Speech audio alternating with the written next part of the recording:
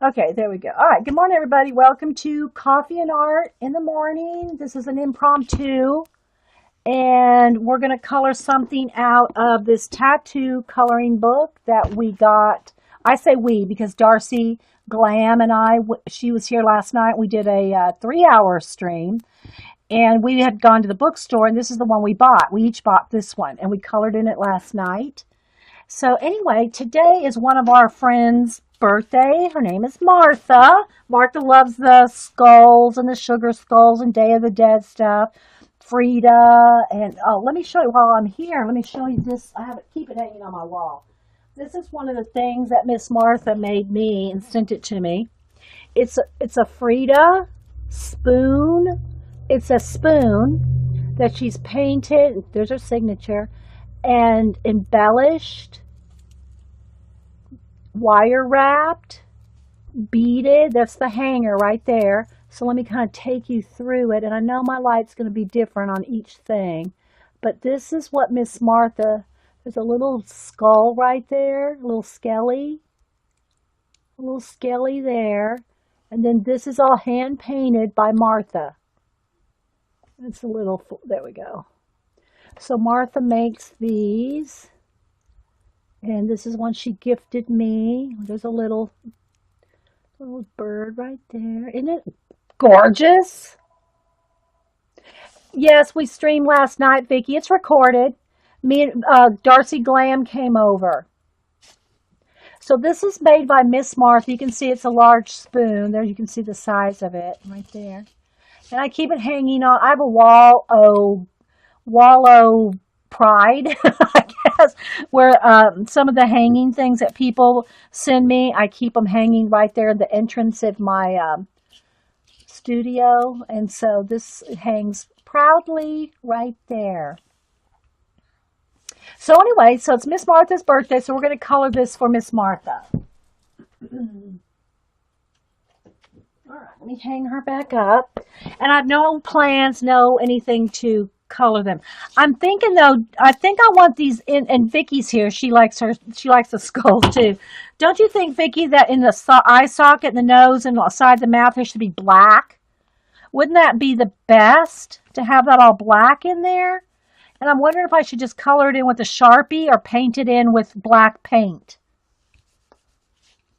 You know, in those areas, because that'll really make the brightness of the flowers if we color the flowers really bright. And sorry guys, it is going to keep flashing out every time I move. Let me try to refocus it though, because now that I've moved, let me get something to focus on here.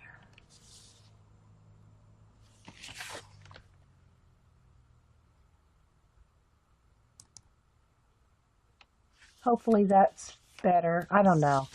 I'm zoomed in. I think maybe I need to zoom out. Sorry guys, it just changes every time. I'll zoom out one. I'm just using this as a focus card here because I think it helps autofocus. Let me brighten it back up a little. We're going to try that. There we go. Yeah, black in there. But I don't know if I want to do it with acrylic paint or if I want to do, let's see, maybe move that a little bit that way. If I want to do it with marker or do I want to, oh, Jess is going to try to get me to do Copics. Leave them white and color the flowers pastel. No, I think we're going to do black and brights, Jess. We're going to go with the brights. Yeah, and so yeah, some sugar skulls have daisies in the eye sockets. That's true. This one doesn't have any daisies. Do I need to draw daisies in there? Look at all those flowers. Do I need to put daisies in there? You guys tell me. Hey, Sandy. How you doing? Good to see you. Has teardrops for eyes. Okay, I guess they're all different then, right?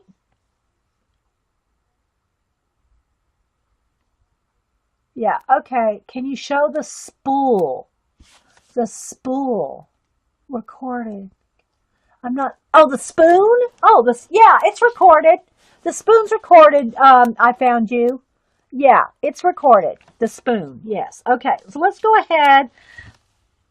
I think I'll just go with a Sharpie. Now I'm gonna have to get up maybe a micron for the edges though, because it's pretty.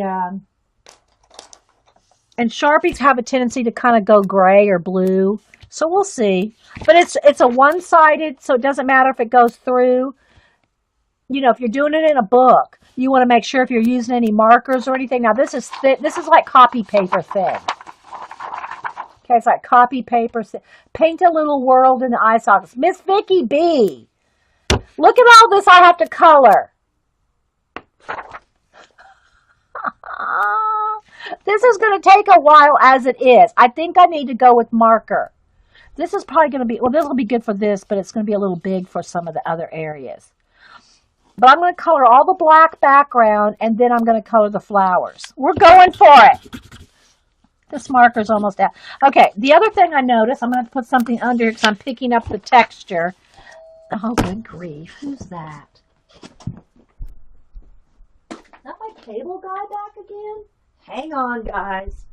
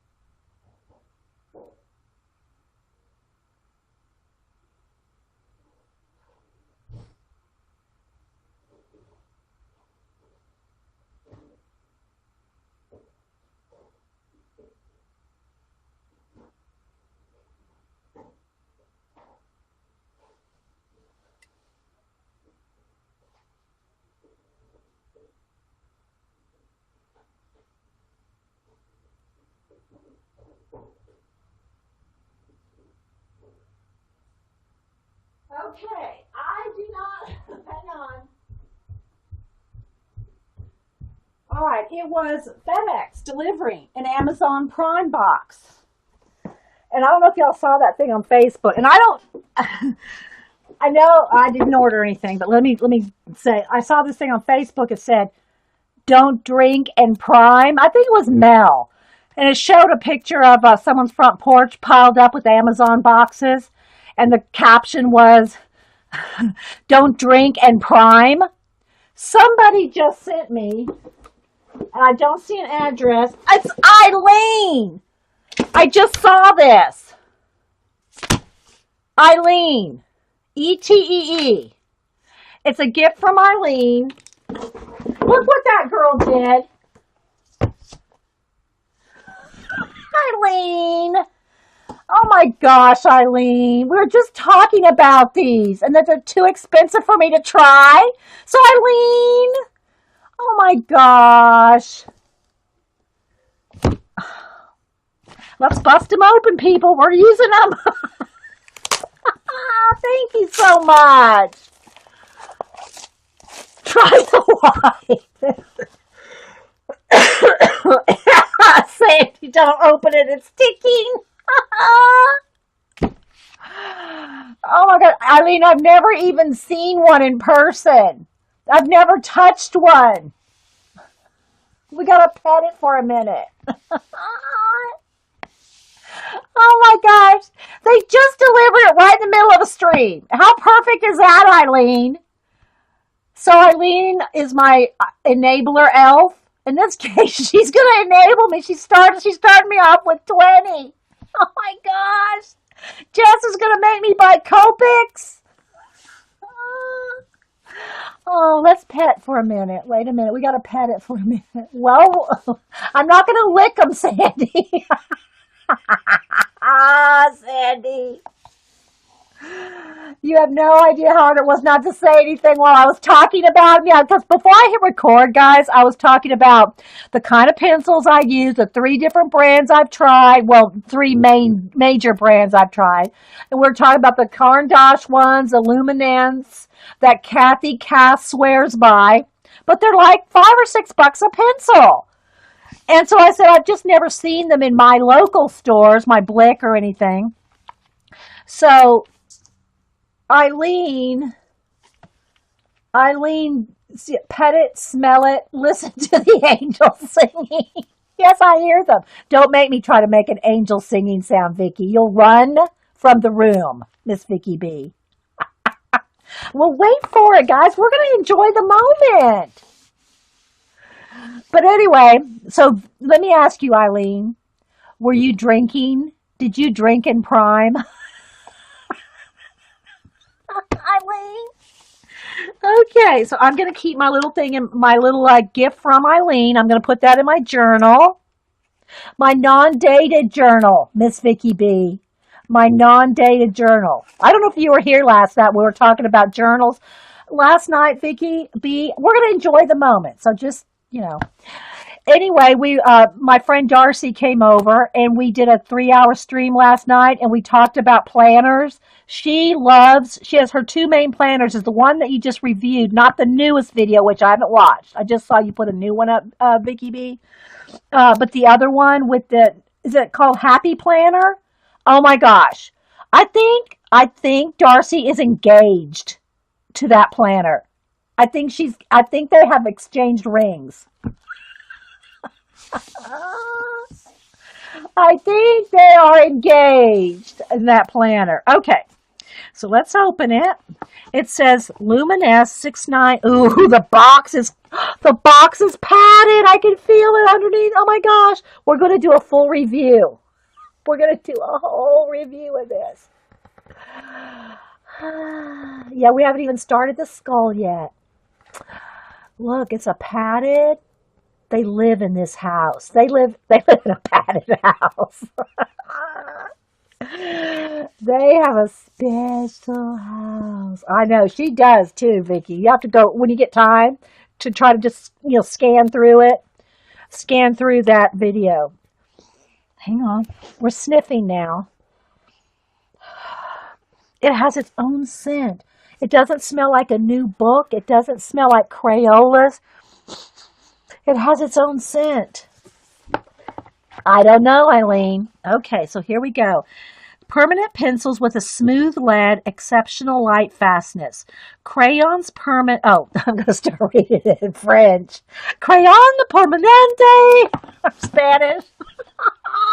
Okay. And they're Swiss made, if y'all know that Caran d'Ache. Now, I do have the Neo Color too, the water soluble crayons, which I love. And I'm sure I'm going to love these too. They're just so dang expensive. Eileen. All right, so here we go.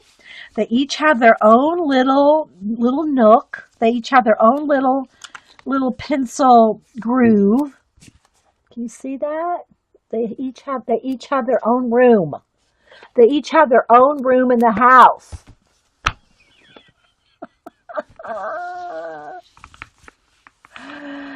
Okay, we're going to pet them for a minute. Hey, Jan. We're unboxing a set of Caran d'Ache 20 Luminance color pencils sent to me by Eileen, the Enabler Elf. Little gift. She says, "Hi, Dee Dee. You need to try them. LOL, Eileen." In other words, she's kind of like, how is it Bill Cosby used to say, a junkie dealer? Remember, I've told the joke before. It's a Bill Cosby joke from back in the 60s. Anyway, and so that's what you do. You get you hooked on these things. You get you hooked on a supply. Then you can't find them anymore, or you can't afford them. No, Jess, wait. Everybody says, scribble the white one. Scribble with the white one. All right, Jess, we'll pull out the virgin white pencil. It is called Permanent Color LF1. And then it has, I don't know, some other, right? I think it might be, there's the number, the code. It's hard to see because it's in light, it's in like a light gold color. Swiss made by Caran d'Ache. And I hope I'm pronouncing that right. I'm just going to pet it for a minute, Jess. All right, let's compare. All right, so this is, some black paper here. Well, I can't really tell on that. Let me get it because this isn't padded. It's just one piece of paper on the table. I need more padding. I gotta have some padding.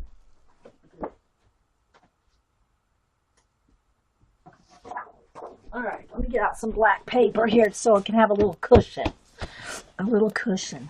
Is the suspense killing you guys? Okay. Ooh. Ah.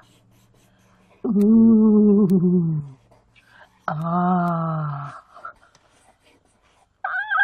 That's nice. They are bright white too. Now see, I have to compare how do they feel when they go over dried acrylic paint. That's my next thing. There's only 5 left in stock at Amazon, Eileen.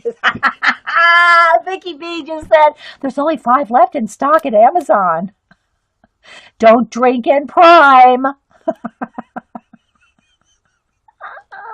Oh, it's nice. They are smooth. Smooth as silk. And I bet they don't break either, like Prismacolors, right? They're not going to break. Awesome. Thank you so much, Eileen. Oh my gosh, you know who's going to love these?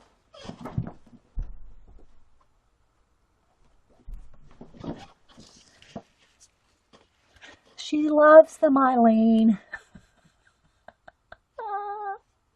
Look, she's petting them.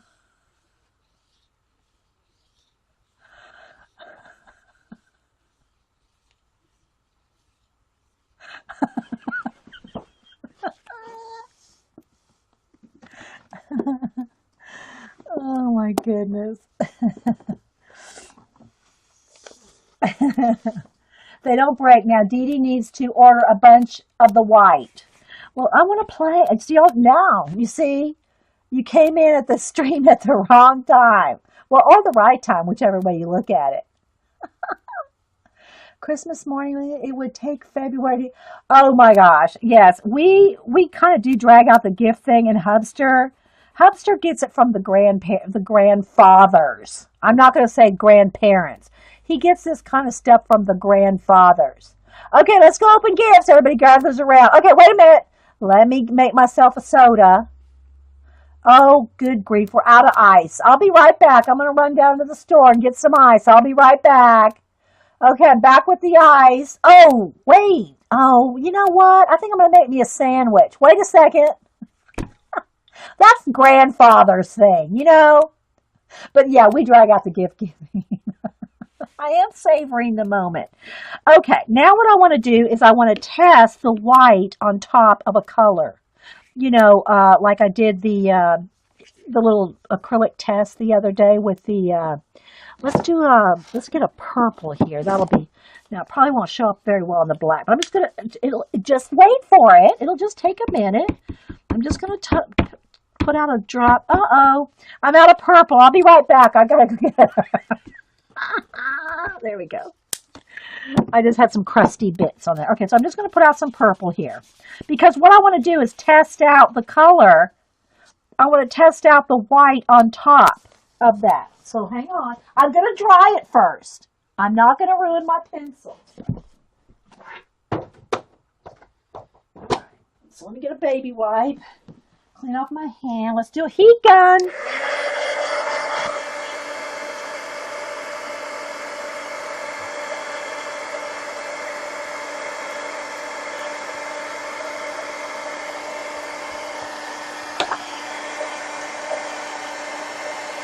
We'll get to the skull in a minute.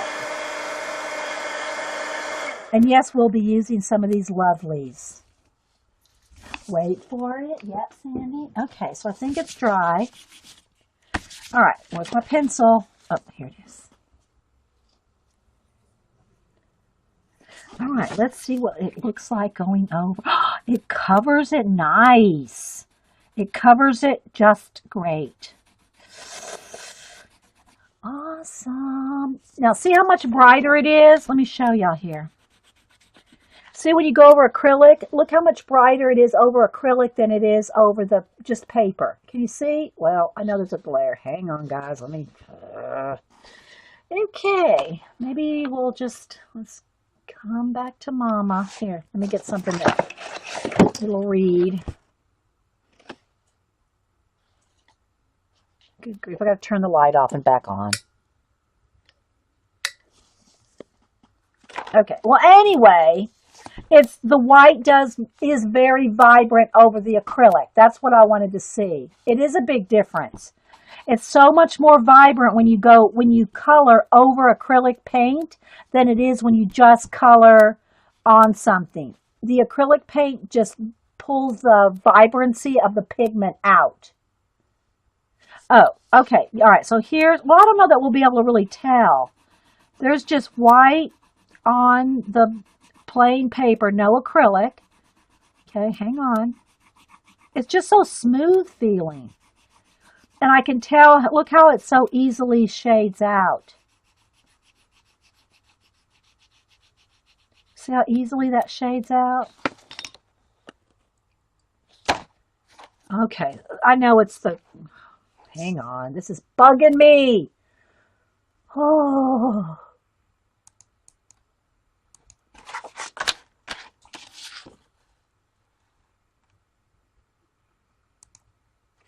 Okay.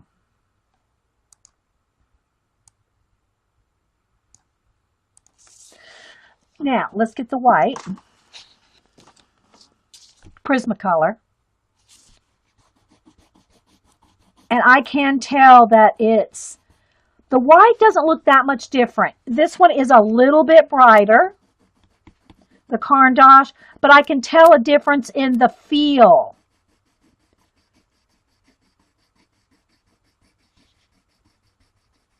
I can tell a difference in the feel. And this one blends out quicker. I can get the tones quicker on this one.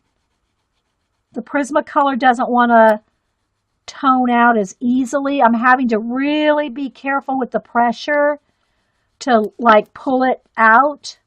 I don't know if that makes sense, but hopefully it does. This one, the Caran d'Ache, you could really just tone it. See, can you tell how easily that toned out?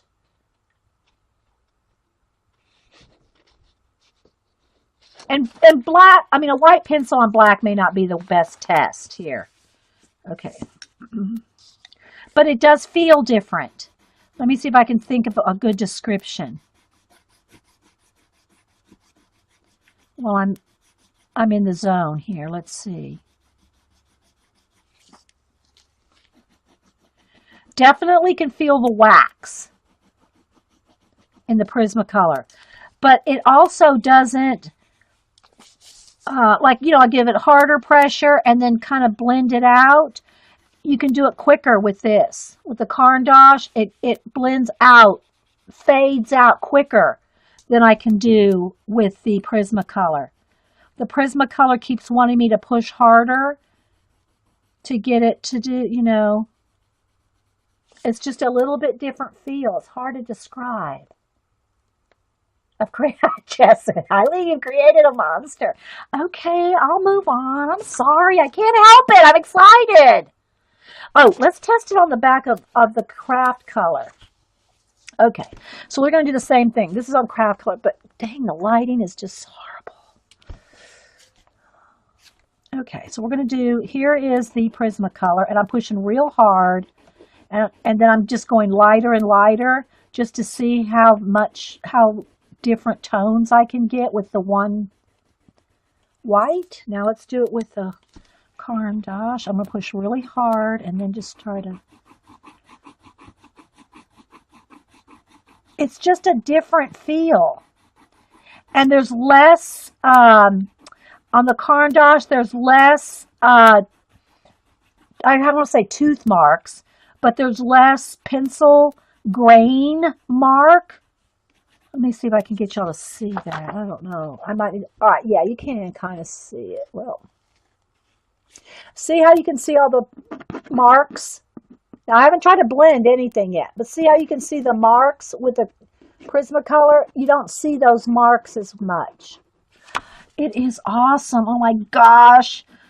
I'm going to go broke. Eileen's going to bust me out. Broke. I'm going to be broke. With her and Copics from Jazz, I'm going to be broke buying these suckers. Maybe should have just got me a box of wine. Okay, we'll move on. Let's do another color. All right. I have to play. Yes, smoother, smoother. It is smoother, Jess. It does. It looks smoother and it is smoother when I'm looking at it in person. So to me, that means that to try to get rid of any pencil-y marks, if you want to get rid of the pencil-y marks, then this will obviously be easier to do so. Let's go with a yellow and an orange and try to make a yellow and red and see if we can make a pretty orange. Okay. Is the pencil harder?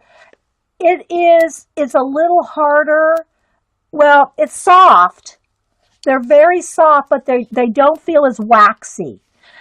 You can almost feel like the wax in the Prismacolor. You can feel the wax. Okay? These are as soft, but they're you can tell that the lead, or I know it's not lead, the pigment, like with the Prismacolor, you can feel it moving down. See how it's flattening out? You can feel it going down. Okay, you can feel it smashing, so to speak. These, it's not doing that. It's not mashing down as fast. Okay, see, look. See, it's not hardly mashed down at all. They're still soft, but they're not as waxy, but you can tell these are going to last a lot longer.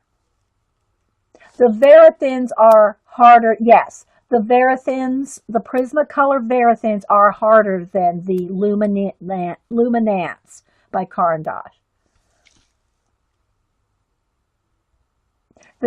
Yes, that's right. The new pencils are not mashers. That's a nice way to say it. But look, you can see how quickly this one went down, and I pushed really hard on both of them. I don't know if you can see. They're both sharp. So it just doesn't go, you can tell they're going to last longer. But they are, let's do a little blend. Let's do it on white, though. Let's do it on white, because I want to take a red and a yellow and see what we can make with the orange. Let's just do it on, no, I don't want to save that. Let me get another piece of paper. Okay, so this is just a piece of cardstock. Oh, sorry, guys. The camera is just not behaving today. Hey. Okay. All right, so we're going to go with some red and yellow. And it's probably not going to show up. I know. Hey, Ash. All right, so let's just let's go down here. They feel really good. And by the way, this is a pencil show. And this is just 110-pound weight Staples cardstock. Okay, so I want to kind of do a longer line here. So let me get a little darker. Thanks so much, Eileen. This is awesome. So what I'm going to do is about like that. I can tell it's much easier to fade out a color. Okay, now what I'm going to do is I'm going to take the yellow and I'm going to go the other way over the top. So I'm going to start with a little bit more pressure.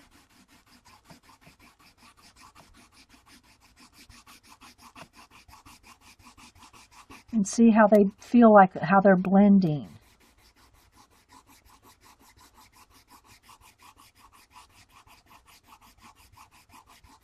I don't know if y'all can tell. Can y'all see it? Yeah, you can. So it made a pretty orange with the yellow and the red. Because see, this is what red looks like when it fades out. This is what yellow looks like when it fades out. And here's where they combine. All right, now let me just do a little bit of, I want to try to do, get a real smooth blend. So I'm going to just take some, let's see what we can do here with like a cross hatching and see how I can get any pencil marks out of it, going back and forth and blending.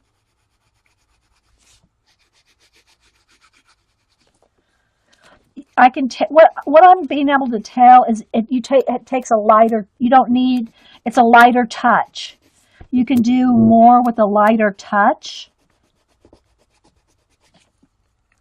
So I'm just going to do a couple of layers here and test the layering out.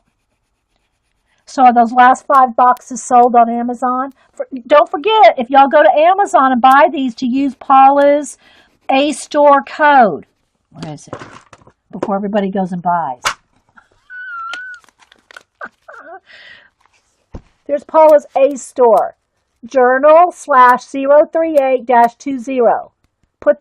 Use Paula's code so she gets some credit, some couple of cents off. Well, she'll get more than a couple cents off one of these babies.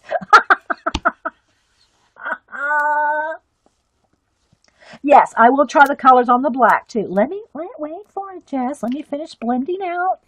I'm taking my time blending out. I want to see how pretty I can get it with no pencil marks showing. Wait for it. And I'm also seeing how many layers I can blend together. You know, how many coats of the pencil. All right, so let me go ahead and put the yellow right here, kind of dark, and the red, just so y'all can kind of see the individual color, and then the orange that I made. And oh gosh, guys, I'm so sorry. The color is not showing up. The camera just doesn't want to focus on white. All right, hang on. Let me try to brighten it up. It's so wonky in my studio when the window's open. Can y'all see the orange? There. There's the yellow and red, and there's the color I made. I hope y'all can see it. Paula got a penny from you on, yeah, I bet she got a couple of pennies off you on this. Well, then I'm glad. And so, Paula, if you watch this recording, oh, there she is. She's saying thanks, Eileen. So yeah, because I'm sure she got more than 2 cents off of this box.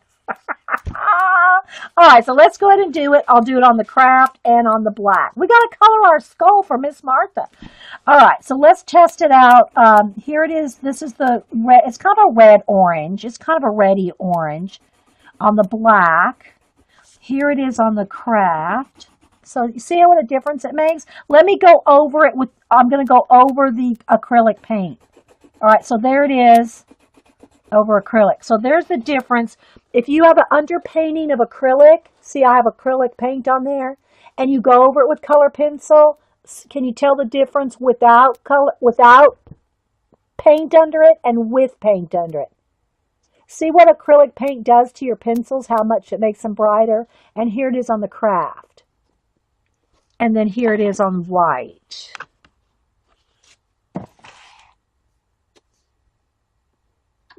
Is that a kind of a good test right there?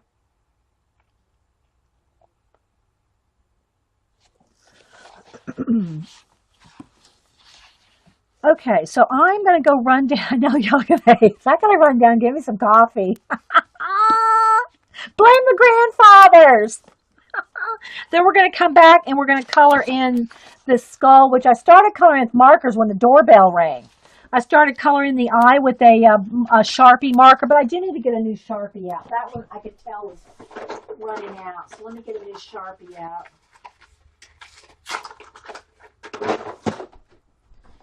And then I do want to color it on top of something because this is just one piece of paper and it's textured, and I don't want any marks because this is thin paper. So I'm just going to put it on this thing, I think. All right, well, before I go get coffee, now I have to color in this one eye. Well, I don't know, guys. I think it'd be better if I just hold it up to the camera every now and then rather than zoom. When I zoom, it just loses its clarity. Eileen needs to start her own shopping channel. I know, right? Now, one thing about Sharpies, especially the wider tip ones, this is a brand new one, and so it's nice and pointy. But one of the things about Sharpies, they'll bleed out. So especially on this, thin paper, if you go right up to the edge of these flowers, it's going to bleed into the flower if you're not careful. So technically speaking, I really should go in close with my Faber-Castell, one of these kind of things, and go into right along the edge, because these aren't going to bleed like a Sharpie into the image. If I put the Sharpie right up against that flower, it's going to, the paper is going to suck up the Sharpie and it's going to mess up the edge of your design. But, if you kind of outline it with a permanent pen, I should say a pen, as opposed to a marker, then it won't bleed into your image. So let me just go around the edge here. I'm gonna go get some coffee, and we're gonna color with a few different things. Some of this I want to get in there with a tiny like gel pen because it's tiny, and then some of it I'm gonna shade like this little chrysanthemum here. Like I'll do the whole thing with a pink. Now, here's the problem with Eileen doing this to me. I've got 2 yellows, 1 orange, 1 red, 1 pink, 1 purple, 3 blues, a light, a medium, and a dark. It looks like maybe a violet. 2 greens. You see what I'm saying? A yellow ochre, a sienna, a red brown, a dark brown, a gray, and a black. I'm going to need 3 of each shade. She got me. Oh my gosh, Eileen, you're bad. Bad elf girl, bad. All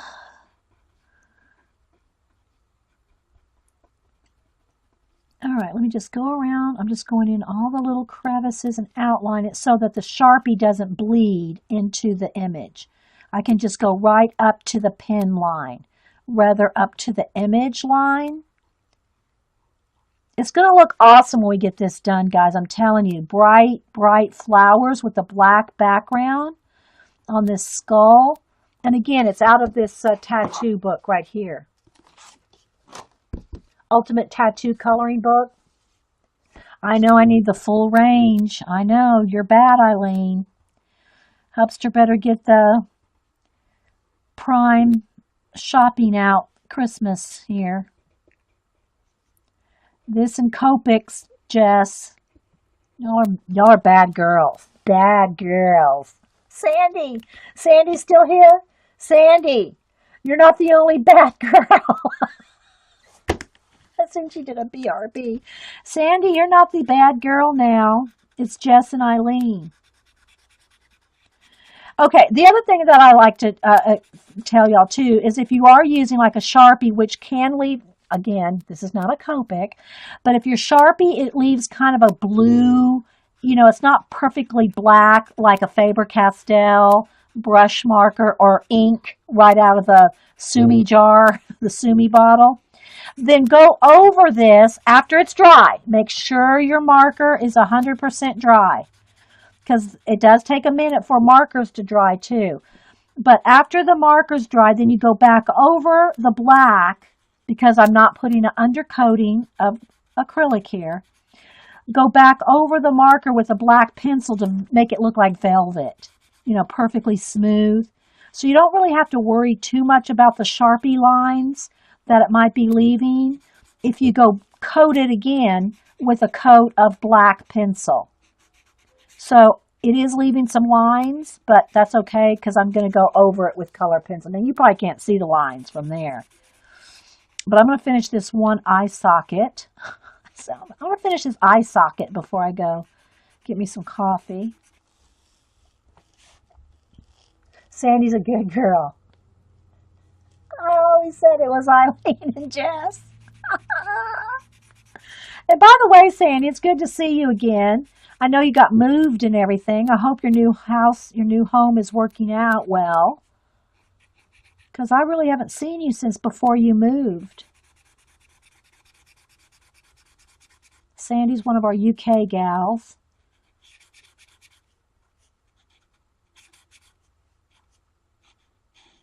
Did Miss Vicky B run off and buy her a set of these? I want to see her demo them. And if y'all want to see Jess, she's the one that I know that does the most Copic work in anyone in our group anyway. It's Jess, Jess, and the space, Jess, and the letter C on YouTube. And she said she's been uploading her streams to YouTube. So if y'all want to see her, and I don't know what she's done the last couple of shows, so I don't know if it was Copics or not. But, okay. Did you use a lot of black marker? Do I use a lot of black marker? If I'm using, or like for instance in my Inktober's, all I used was a little bit of the Faber-Castell thin, you know, the actual like this kind, like, you know, multi-liner type thing. But I inked all my Inktober's just with just Sumi ink and a brush. So I didn't use any markers. Let's see. My Inktober's, I did them all with Sumi ink and a brush. And what I'm doing now with them is I am printing them out on the craft paper. Where's some that here? Like this one. And all I did was scan them in, or copy. I just copied these onto craft paper, and now I'm coloring them with color pencil on the craft paper. Oh, look, the light came back. Oh. Anyway, so that's what I'm doing with my Inktober, 31 Inktober drawings, is putting them on craft paper and coloring them. That's holding the light well right there. So did I use a lot of marker? Do I use a lot of marker? No. And usually if I'm doing something in color books, it's these tiny little areas here, and I just use like these kind of multi-liner type pens. So, hey, Anita's getting her studio put together, getting ready to stream. Okay, so I don't know if you can see. Yeah, you can. See how I didn't really worry about getting that fully colored in solid like you could with a Copic? Because I'm going to let it dry, and I'll make sure and hit it with the heat gun first. But then you'll see the difference after I go over it with a color pencil. My new black Caran d'Ache pencil. Okay, let me go get some coffee.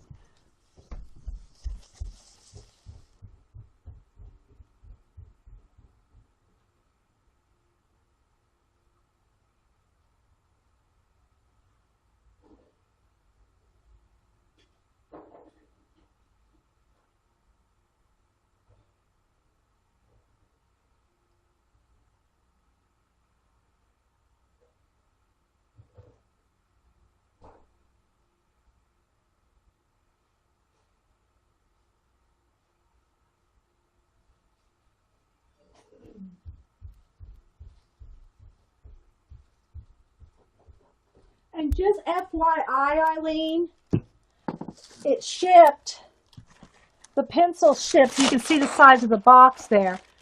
It shipped in, make sure no address is shown, but it shipped in quite a big box with like 8 of these in it. So it was well packaged. I guess they know you don't want those babies getting broken.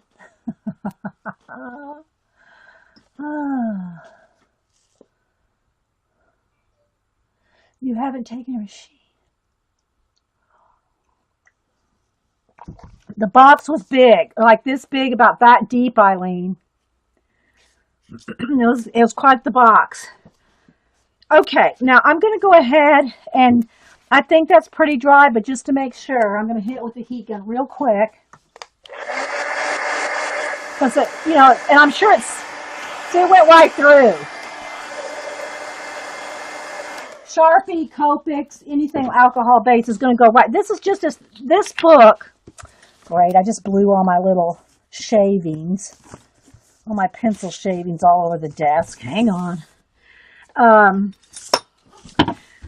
We'll go, this is just copy paper thin. It's this color book. There's tons and tons of images in it. but it's thin paper. And I'm trying to leave this here because it seems to be focusing the light. Different things work for focusing the light. Okay. All right, so now what I want to do is get my black pencil, take it out of its room. Oh, Miss Anita K. These are Caran d'Ache Luminance, a set of 20, gifted to me from Eileen the Enabler Elf. We've already sniffed them, hugged them, petted them, touched them, stroked them, loved them, tested them, kissed them, licked them. And now we're actually getting to color with them.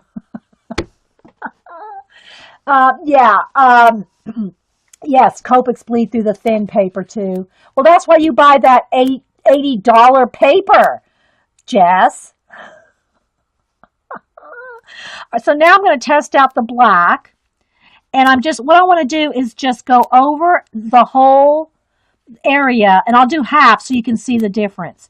So I'm going to go over the marker to make it look like velvet. Oh, it feels so nice. It does feel like so smooth. Because they're not waxy like the Prismacolor I use all the time, it has a different feel. They feel different. I can't describe it. They're their own little world. But they seem to work quicker. Eileen, oh my gosh, I'm going to have to go online and get a $600 box of pencils. Ay, ay, ay. All right, so I want to show y'all the difference. And because they're not waxy, there's no wax bloom. Now, I haven't tried a bunch of, blending with portrait skin tones or anything yet. And I won't be able to do that very well with this set. That's what Eileen, she knew I'd have to go buy me a portrait set. All right, so there's the difference. Whoops, there's the lid. I have my lids. Okay. So there's the difference, which I'm sure there. Look. Sharpie on the right, velvet on the left. See that? Yeah, Kathy's going to be proud. Yeah, because Kathy Cass, swears by these pencils. But they're not cheap, guys. They're not cheap. Just saying. All right, so there we go. Look, there's the difference between the Sharpie and a coat of the Caran d'Ache over it. Right there. Awesome. I know. Well, Kathy's been trying to get me to buy them, and I've never said I shouldn't. It's the price. It's the price. Oh my gosh. All right, let me finish coloring in this. And if you're just joining us, we're coloring this for Miss Martha. Today's her birthday. She already sent her card out. And thank goodness Dana always reminds us on Twitter of whose birthday it is. Because once I send the birthday cards out, I forget. Because I feel like, oh, I've said happy birthday. I sent out the card. And today's Miss Martha. So we're coloring this for Miss Martha, who, like I said earlier, we haven't seen hide nor hair of since she had the grandbaby. Oh, hey, Mac. I have a solution. Just buy Dee's prisms and she'll be replacing them. Yeah, I will. I'll have to replace them slowly because but if I really like them, and I'll keep working with them and see, because I'm liking this. And I think Eileen knew it. Eileen knew it. Kathy knew it. They're like junkie dealers. Okay, so there's that eye color. See how velvety it looks? All right, it's going to take a while to color this, so everybody just sit back, get your color books out. Joycey's not streaming today. She says she's not feeling well. I think she lost her voice. I don't know if she has laryngitis or what. Now, you do want to make sure that you're not coloring on an edge of something, because you'll dent it. You'll put a mark. So if you're coloring on something, make sure it's not like going off the edge. All right, so again, I'm going to take my Faber-Castell. And I'm just going to go around these flowers. And again, if you weren't here a second ago, the reason I'm not going around, even though this is a nice sharp new Sharpie and I can go around the edges with it, it bleeds. It'll bleed into the image. Whereas a pen, like this is the Pitt pen, probably a Micron or a Copic liner, any of those will work just as well. Where you can go around the image without it being sucked into the over the image. So I'm just kind of outlining it just so that I have like a buffer from the Sharpie. It'll prevent the Sharpie and I won't need to get as close to the image when I have it outlined with this.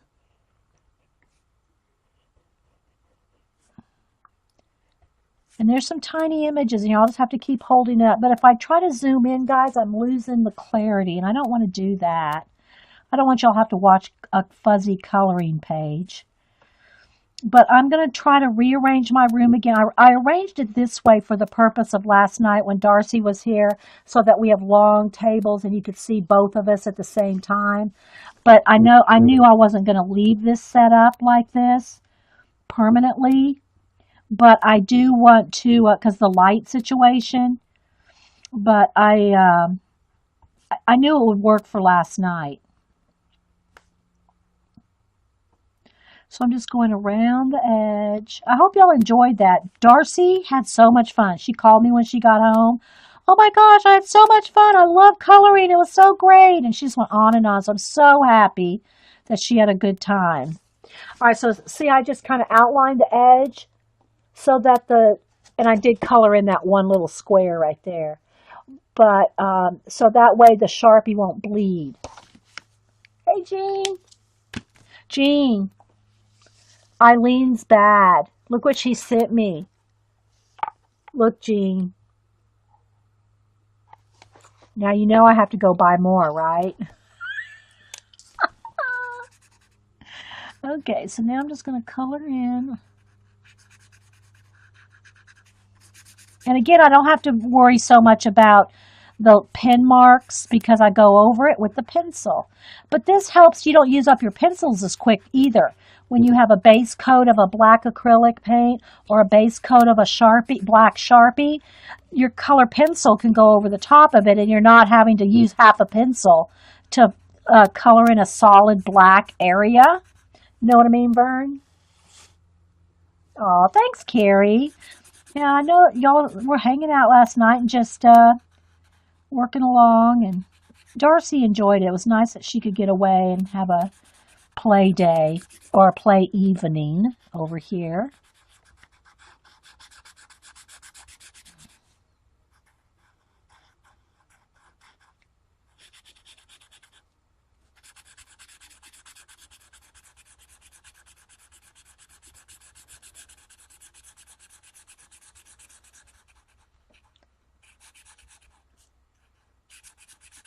So we're coloring this for Miss Martha's birthday.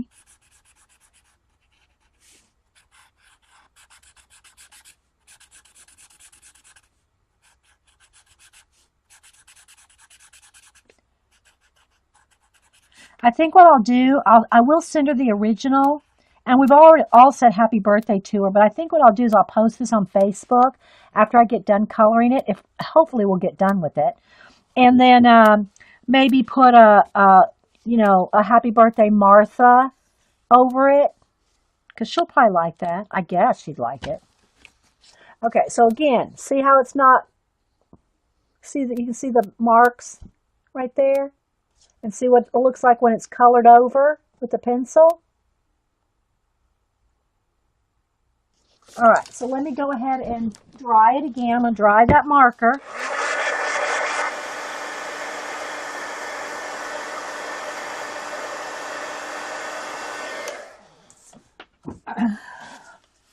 And get my new pencil out. Let's take a moment to pet. Just a minute. We'll color in just a second. Oh, this is fun. Thank you again, Eileen, for all this fun.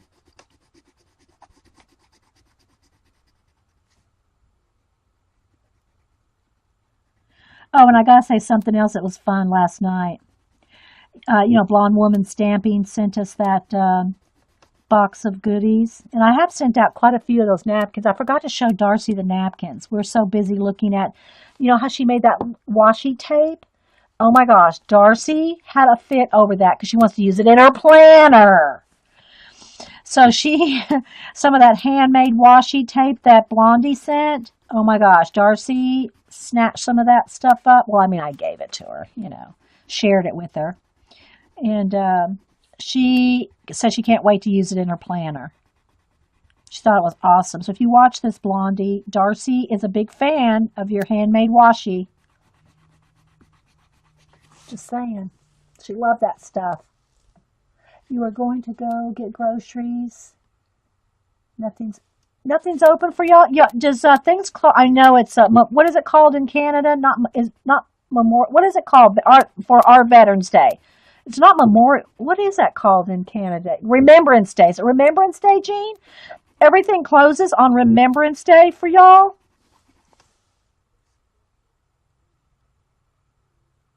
Yeah, we don't have mail, but everything's still open. Yeah, that's the only thing I know. Banks, Eileen. Banks and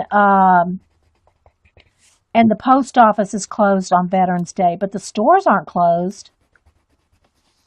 Remembrance Day, yeah. Yeah, I remember Jean, and next time if y'all watch Music Scrap Jean when she's working in her art journals, and she's working in them again for the Nano Jomo, ask her to show you her last year's Remembrance Day. It's one of my favorite pages of yours, Jean, with the silhouette of the soldier and the flag. I love that page. That's one of my favorite pages you've ever done. Don't know if you knew that, but it is. Okay, so there we go. So we got both eyes. See how velvety? Isn't that awesome? Oh, it depends on the province, Jean? Okay. Yeah, banks and mail are closed in the States on Veterans Day. Government offices, Anita, correct. I don't know about that, Paula. Paula wants to know if UPS is delivering today. Paula's expecting some packages, I think.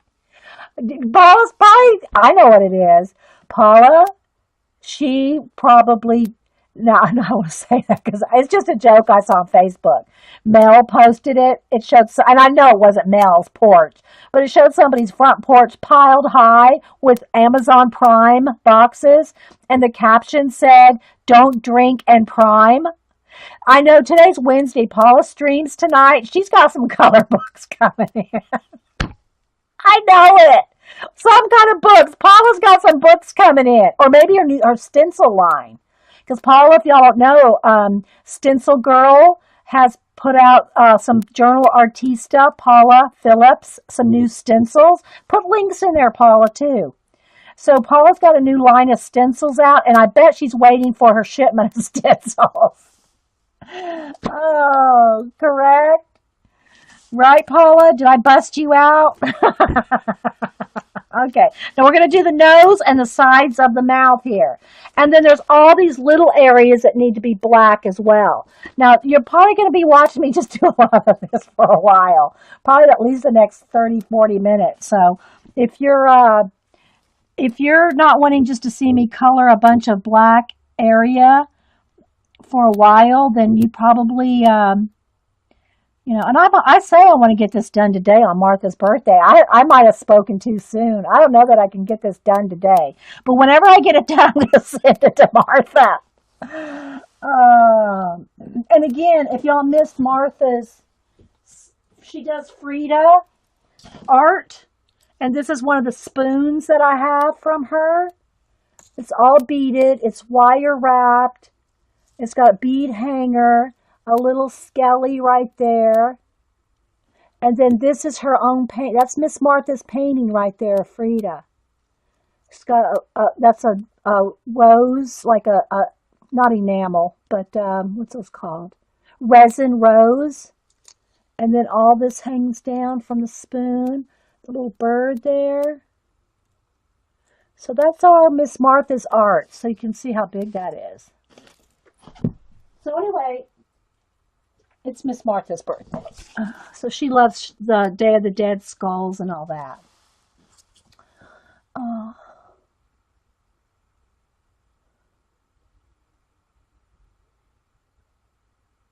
hey, green glands. Yes, it's out of this color book. Let me show you. We're working out of this color book. The Ultimate Tattoo Coloring Book. And I know that my light's glaring on it, but and it's a big, thick book. Me and Darcy Glam each got one yesterday at Books A Million. I think it's $16.95, $16.97. Plus, I get 10% off.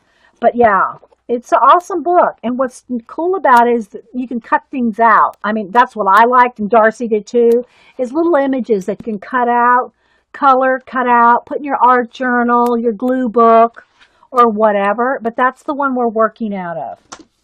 And we're working with these pencils. Just saying. Thank you, Eileen. Eileen, they just got delivered while I was working on this. FedEx, ding dong.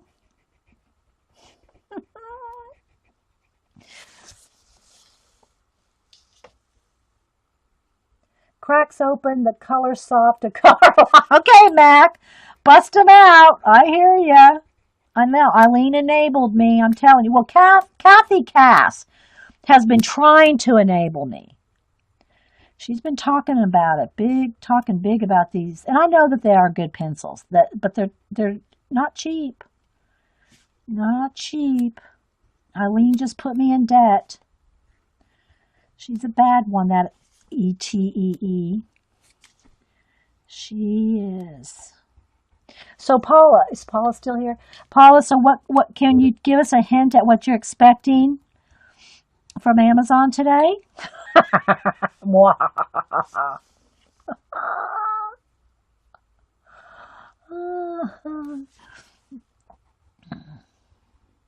read a biography. Oh, well, I've read a few biographies on Georgia O'Keeffe, but it's probably been 20, 25 years.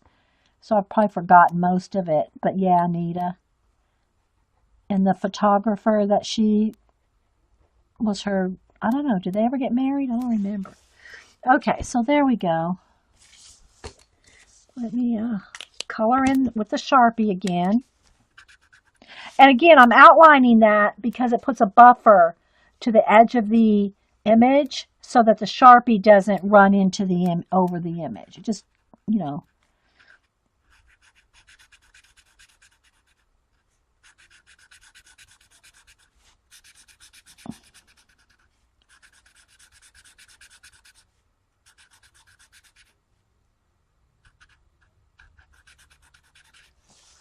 Doodlers Anonymous had a few. Oh, you got the Doodlers Anonymous? Oh, you're gonna love it. Make sure you hashtag them. They have a big community, Paula. So make sure you hashtag the Doodlers Anonymous in Instagram and Twitter and everywhere.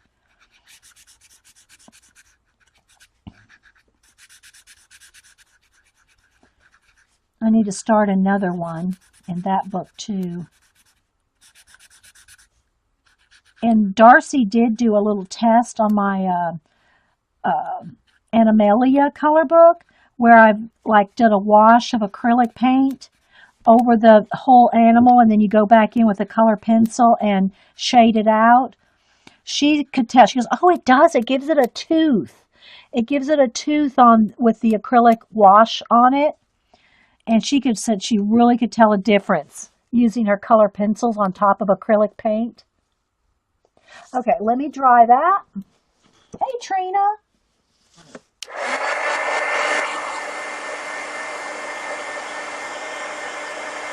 Doesn't take too much with the Sharpie. The water-based markers make the paper a little wetter, but you want it dry. You want it dry before you go in there with color pencil over on the top. So the pencil will just make it, oh, again, let me show you the difference.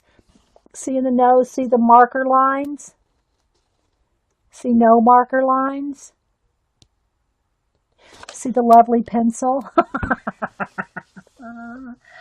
Ken Carlson is working in Chicago. So you like Georgia O'Keeffe, Mac? Yeah, I've watched documentaries on her, and where she lived out in New Mexico and all. I'm sure it's still a museum area. Her house and her property, and she probably has a artist caretaker living on the land and all that. I don't know. Like I said, it's probably been 20 years since I really read or we did go to I shouldn't say that. It hasn't been 20 years since I've seen it because we went to the High Museum of Art here in Atlanta. They had a Georgia O'Keeffe exhibit. And it's probably been at least 5 years, maybe. And I can't really remember how long ago because we go to the museum all the time. So I don't remember when it was. So I did see the actual paintings. But reading about her and seeing documentaries and stuff, it's probably been a long time since that. And we did see the Frida exhibit. We saw the Frida exhibit, and my goodness, that woman was tiny. They had one of her rib casts there. That she had the cast that she wore because if y'all don't know, she's had many different health issues. But her the cast was literally about this big. She must not have been bigger than Boo is now. She was tiny. I don't know how tall she was, but structurally, I mean, she had to be a very tiny, tiny woman. You see her clothes and her cast, the plaster cast that she wore. Oh my goodness, she was little, little.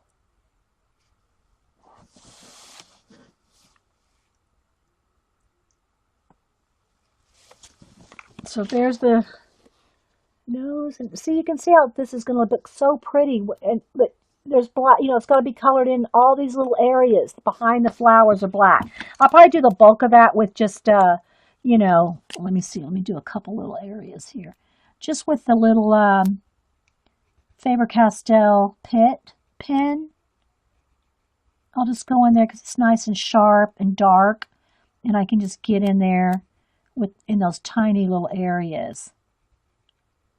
Let me just do a little bit right here just so you can kind of see how dramatic it's going to look when we get it all colored in. Which probably is not going to be all today. I think I spoke too soon when I said I was going to finish this in a day. And I still haven't seen what else what was it? She got the Doodlers Anonymous, and did she just say some other things? Well, I won't give away her surprise. She's probably going to show it on our stream tonight if it comes in.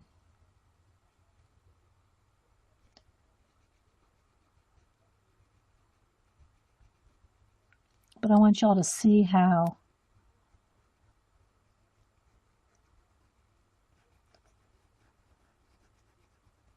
dramatic it's going to look with the black background.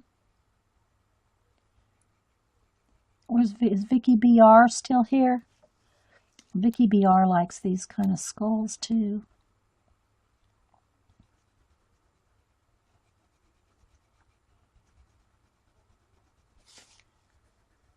I know y'all can't see very well because I can't zoom today. All right, so let's kind of see where it's going. Look at that.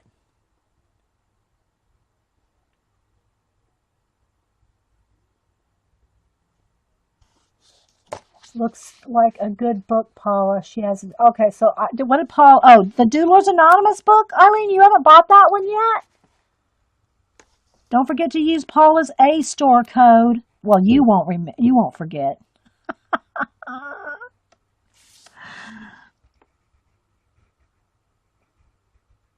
Does everybody want to get out their color books when I'm doing this? It would make me want to get out a color book. If I was watching somebody do this, oh my gosh, I would have a color book out in a flash.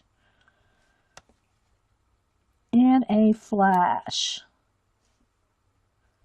Martha's going to love this. I just know she will. And I'll have it be from all of us. Like I said, I already sent her out a birthday card.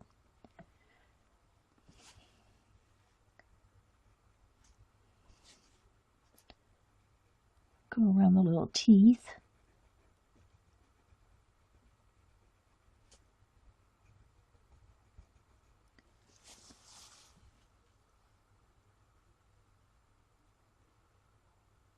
You bought a second book, the same book, Paul? Oh, I missed something. Did you accidentally buy a same book? The color theory one. You're coloring with your polychromes. Yay, Paula.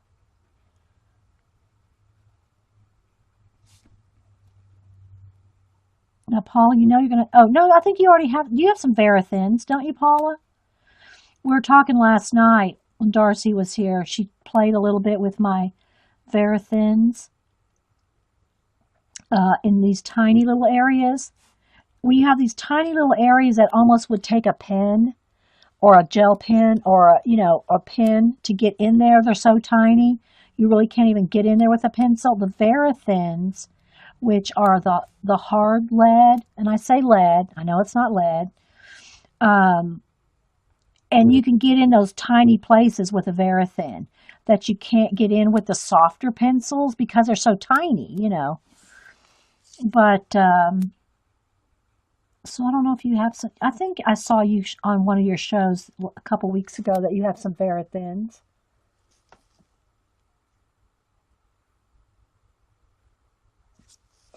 I saw well, Paula did I can't show you on my phone. It'll flash out my camera. I was going to show the picture Paula tweeted out yesterday. It looks awesome. She's showing it in some stages. Okay, so now I need to go around because there's a kind of a big area right here where I'm going to use the Sharpie. So let me just kind of outline the flowers.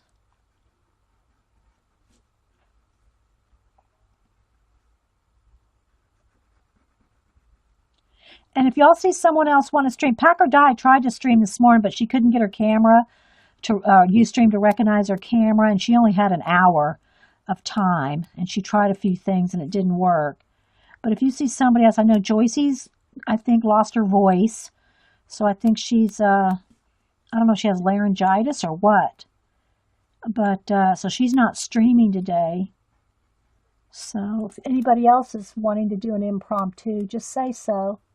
You really like the black to outline the lines of the coloring book at the end.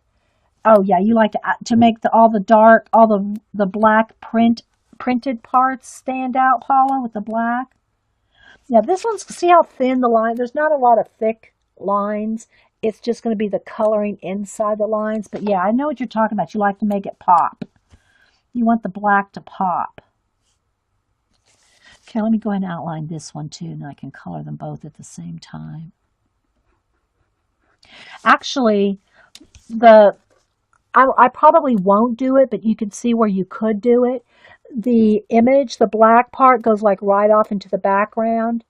So you could really color the whole background black as well, behind the flowers. But I probably won't do that at least until everything's colored. And then I'll see if I need to do that or if it would look better with all the background colored black as well.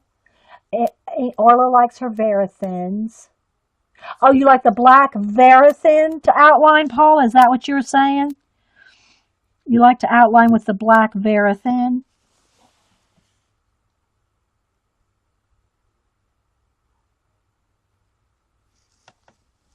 Bye, Mac. Thanks for stopping in.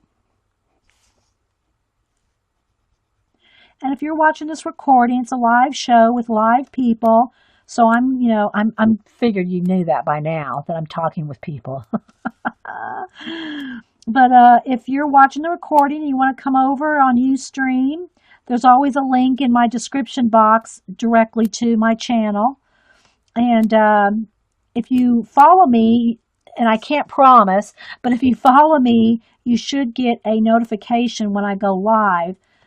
Even though this is, I do impromptus. I think it depends on the browser, maybe even the country, if you get notifications of when streamers go live.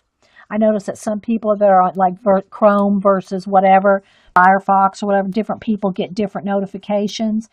But if you follow, then you should get a notification when I go live, or any of the streamers. If you want to follow Journal Artista, Music Scrap, any of us that stream.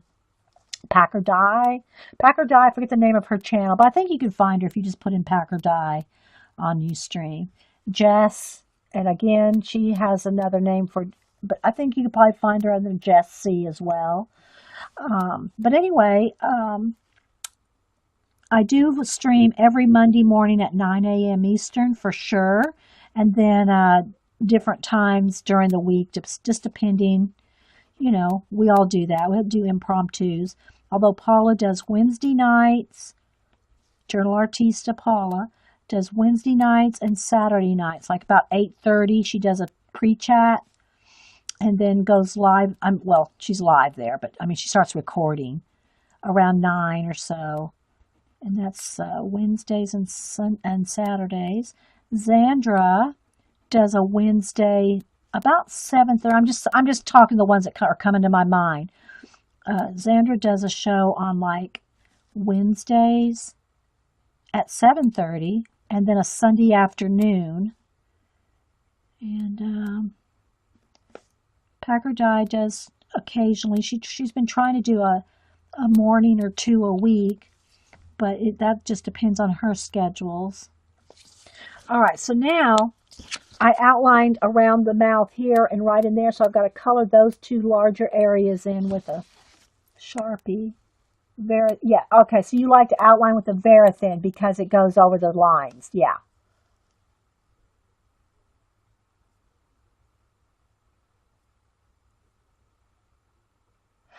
I go back and forth, Orla. I don't really, you know, sometimes it just depends on what I'm doing. If I'm going over, one of the girls, Orla, asked if she goes light over the shade and then the dark back and forth, or how she shades back and forth. I just go back and forth.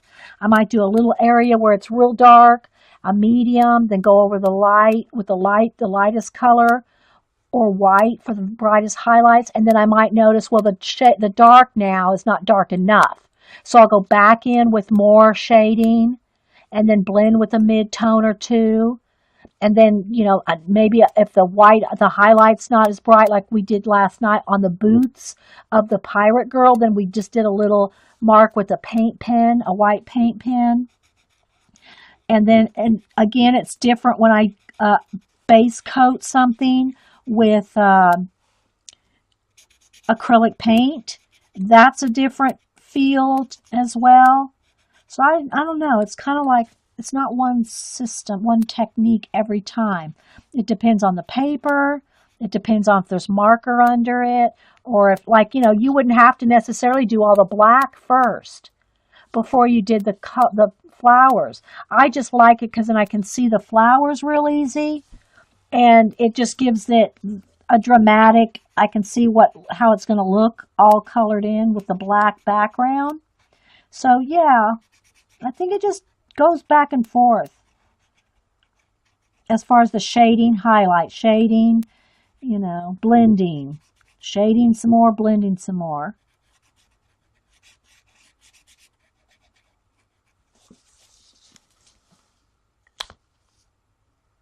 I got a starter set of calligraphy. Oh, you're doing calligraphy. Okay.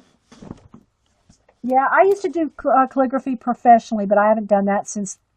I mean, I still do an occasional certificate, extra large certificate for a dojo, but I don't really do calligraphy professionally anymore since probably the 80s. Okay, heat gun.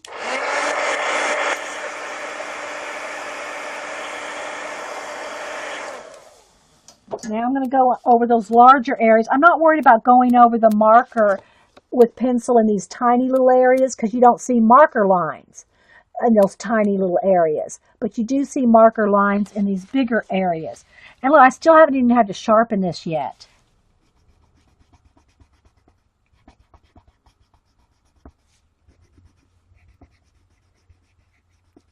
So I hope y'all are doing something along with, like Orla is. Your brother said you're working at being a professional inker.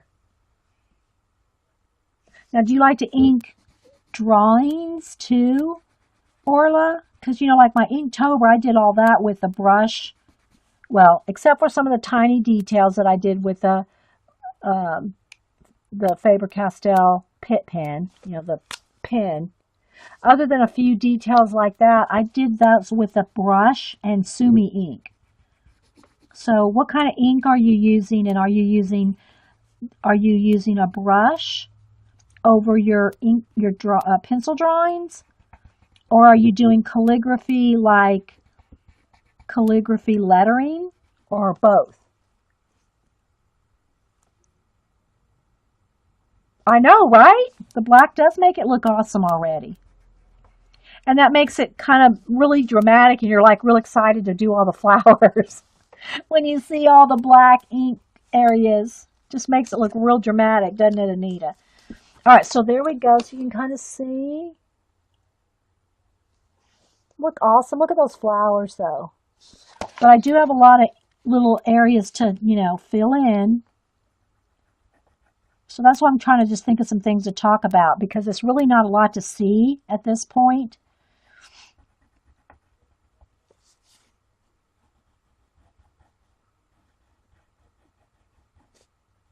But I'm going to go ahead and get all the black that needs to be around this little pink chrysanthemum, and then we'll do that. Now, I can't do the whole thing with my new Caran d'Ache because I don't have enough. Well, I got red and pink and white. I could probably do it. We're going to try. We're going to try to do that with with my new pencils. I was going to say I probably couldn't do the whole thing with my 20 colors, but I could do a lot. Hey, Chaps, how you doing?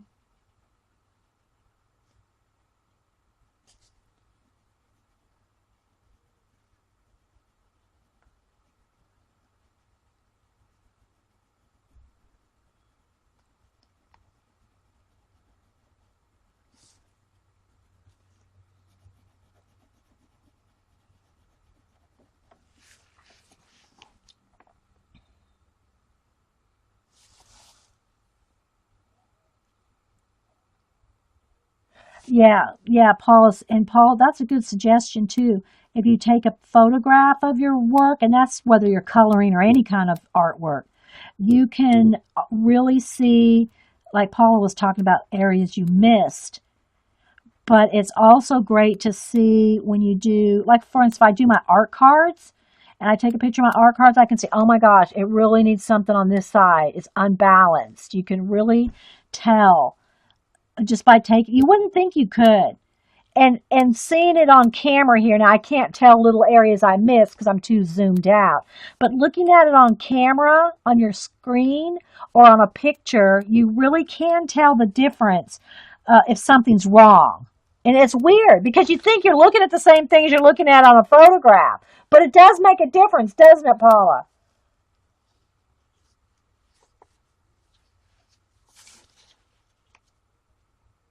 Inktense block. Oh, so you're using Inktense blocks for some of the smaller color pictures, and you use a lot of your pencils and then ink over the outlines. Awesome. Yeah, I haven't used enough of my Inktense pencils. I don't have the blocks to paint, but if I want to use any kind of, the brush, taking the pigment off, I use my Neocolor 2 water soluble crayons. And then I have the Inktense pencils, but I haven't used them that much in color booking. My Inktense pencils, but I don't have the blocks.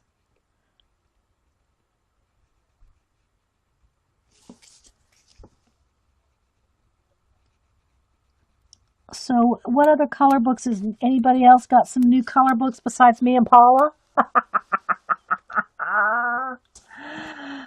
Yeah, and Jean, because of her vision, says that the perception is different when your eyes see it. I mean, even probably more dramatically for you, Jean. Probably even more dramatically for you. But it does. It's just weird how you wouldn't think that it would.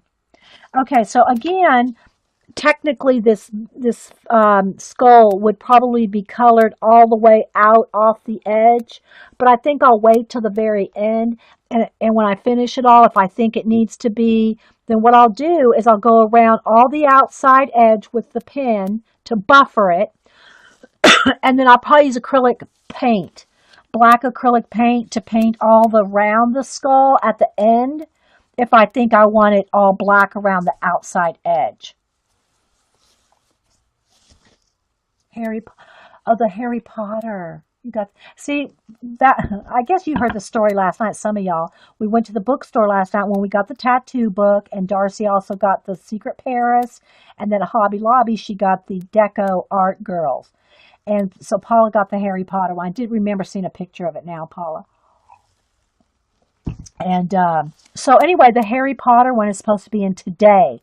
They were unboxing the shipment yesterday. We got there probably about late afternoon, three, some four, no, about three, I guess.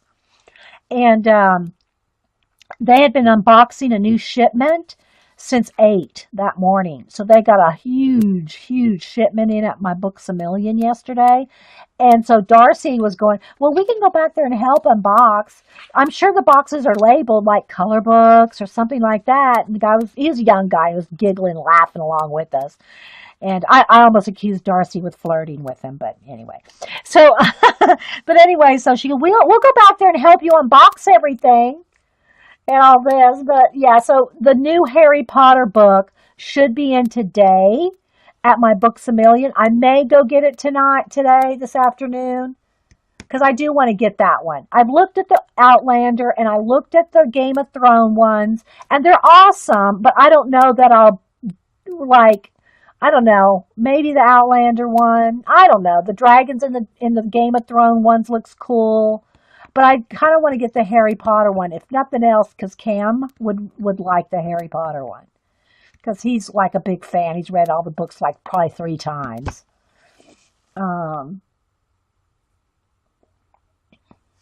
So yeah, I haven't seen the inside except for like a couple of pages that you, Paula, and a couple other color book artists have posted online, the inside of it. So I probably just need to go up and buy it. Yeah, the Lost Ocean, the Time Chamber. I had a couple of people request that I buy and it's called 2 things. It's called Time Chamber, and it's another one. It's got that little girl, so like a little fairy girl that travels through time. Lots of watches and clocks and things. And every time I go to the bookstore, there's something else I'd rather get. And I've been telling myself I'm only going to buy 1 color book a week, and now I bought that tattoo one yesterday, and I want to go get the Harry Potter one today.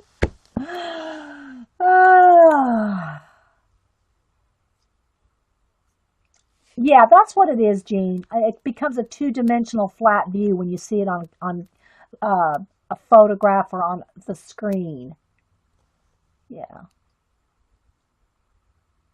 You passed on the Outlander and Game of Thrones too, Paula? Yeah. I did see you bought the art book. I saw on your stream, Paula. You bought the artist Harry Potter art book, and I did see that at my Books A Million. I think it's like $49 at Books A Million. I'm thinking about getting that for Cameron Christmas. That the Harry Potter artist book. It's like the illustrated version, like a big coffee table size book. And I think it was like $49. So that would be a good Christmas present for Cam.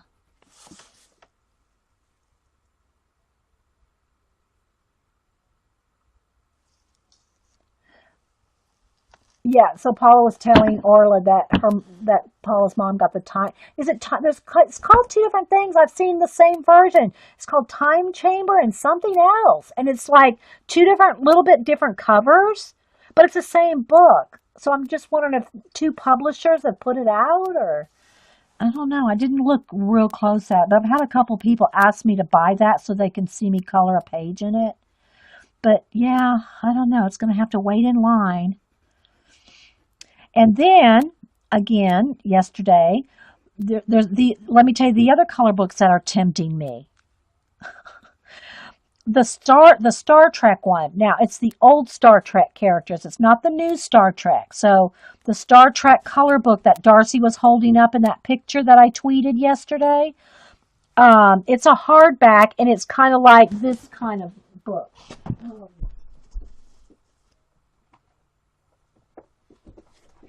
It's like these. It's like these art therapy. It's these hardcover ones. Although this one was $19.99, I think the Star Trek one was like $18 or something. But it's like this hardback one, And it was a Star Trek one, and Darcy was holding it in that picture. But there's the World of Disney, there's Frozen, there's a whole bunch of cool color books out. Oh my gosh.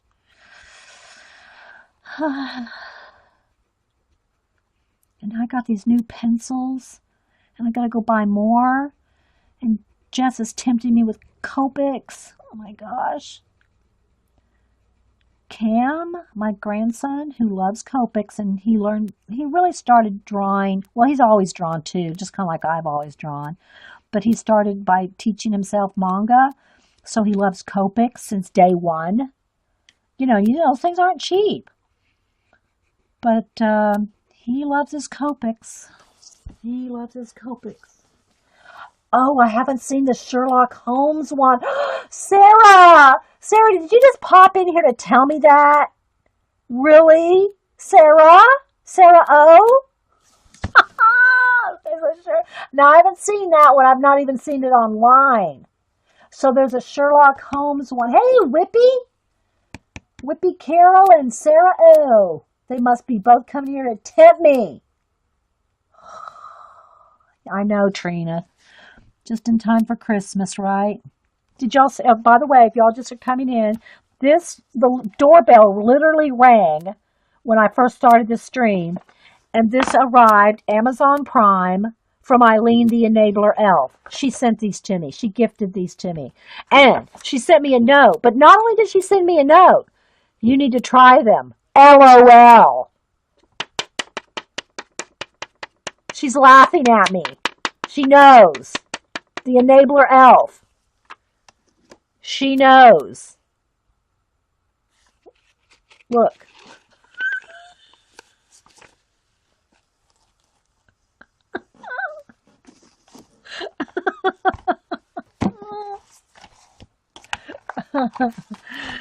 Eileen the Enabler Elf. Ding dong! Okay, Sarah. Good to see you. I'm glad you were able to come in. So I'm coloring all the background. We're coloring this skull, flower skull for Miss Martha for her birthday today. I don't think I'm going to finish it today, but it will go to Miss Martha whenever it's done.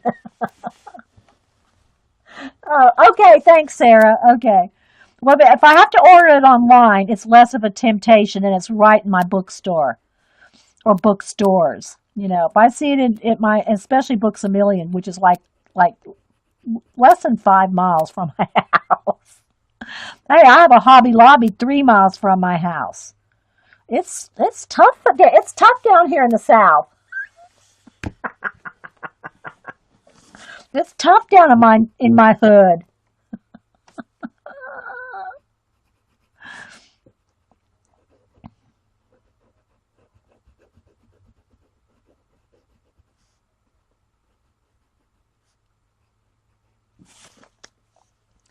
Yes, this is a pit pen. Yes, they bleed through. So does the Sharpie. I use the Sharpie to color in the big areas. Then I went over it with the Caran d'Ache black, and it makes it look like velvet. And then with the tiny areas, I'm using the medium point pit pen to get in those little areas. But yes, it all goes through. But I tore this out, and I'm sending it to Martha. I tore it out of the book. So if you wanted to leave it in your book, make sure you put a piece of cardstock behind it. And this book, if y'all are just coming in, this is the book I'm coloring out of. The Ultimate Tattoo Coloring Book. And it's one-sided. The images are just one-sided. So, you can tear them out, cut them out. But if you do use markers of any kind, this paper is really thin in that book. It's thin. Like copy paper thin. You found it at Barnes & Noble, Sarah? Oh my gosh, you enablers! Sherlock Holmes is one of my favorites. Let's see, who did I first started? My first, real books, well, when I was in elementary school, I loved biographies about anybody. because I check them out of the school library, when I was in elementary school. I loved biographies. Well, after I exhausted all the biographies, and I don't remember we went to like the city library after that or how, because we didn't have bookstores back then. I mean, it sounds like I'm 100 years old. We didn't have bookstores back in the day. Um, but if you live in the suburbs, you didn't have a bookstore in every corner like you can now. Books a Million, Barnes and Noble, Chapters, or whatever ones are still around, because everybody buys a lot. Not everybody, but a lot of people buy offline now. So, but when I started being able to pick, other books at either the library or uh, whatever, when I was probably 12, 11, 12, 13, in that era, I started reading Sherlock Holmes, Ian Fleming's James Bond, and science fiction by like Asimov, Heinlein, the like real science fiction back then. So I read all those. So yeah, so those were my first like heroes, James Bond, Sherlock Holmes, space travelers, Star Trek.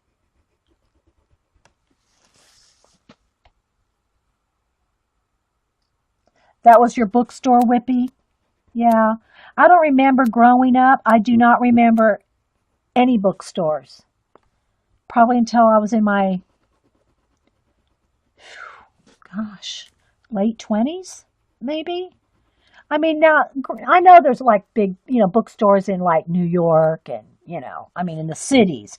We just didn't go to the city. We didn't go city. We stayed out in the country. Now, I'll tell this story again, since I'm coloring and, that's not a lot of interest right here. I'll tell this story. We didn't live quite this far out in the country, and I've told this story before. I had a friend of mine that I used to work with. This was when I was in my 30s, and she said, and she was probably in her 50s at the time of this story. She said that her husband liked to kid about how far out she lived in the country when they were dating. And he said, she lives so far out in the country, I have to get in my car, drive for a couple hours just to get to the road, that I'd have to get on a horse, ride a horse for a couple more hours. And he was just going on and on about how far she lived in the country. Then after the horse, I'd have to get off and walk a path. He made it more funny than I'm telling it, but anyway. And so then I'd have to get on and walk down this path for miles and miles. And finally, I'd get to her house and there'd be a note on the door, not home, gone to the country.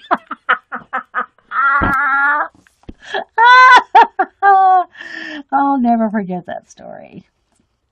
So, that being said, I've never lived that far out of the country. But we didn't have bookstores in the suburbs. You had to you had to be a city girl to go to the bookstore. Other than the library, of course. Uh-oh. What did you buy? I'm afraid to go. I can't go look at that. I'm trying to. You got a Warrior edition, a Venom Warrior edition of something on Etsy, Jess, but I can't go to the link. And you're talking to somebody else. What did you buy? Oh, I'm really making some progress here. I really am, guys. I'm going faster on this black background than I really thought I would. So we're getting there. I'm getting there.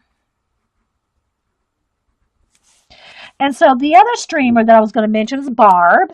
Barb streams on Fridays. Barb Owen.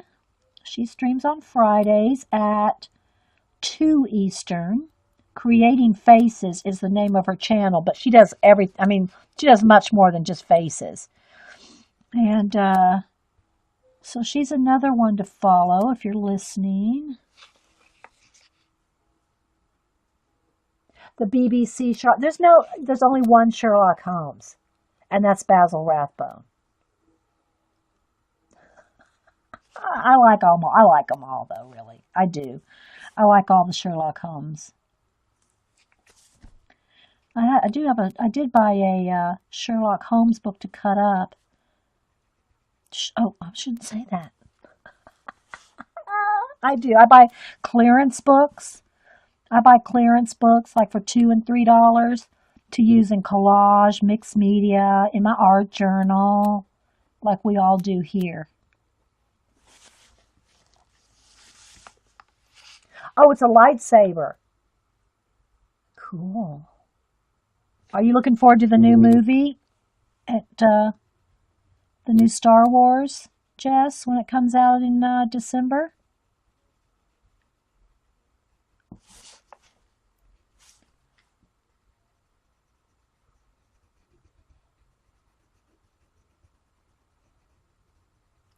But anyway, when we were looking at the magazine and what you call it, Darcy did mention this last night.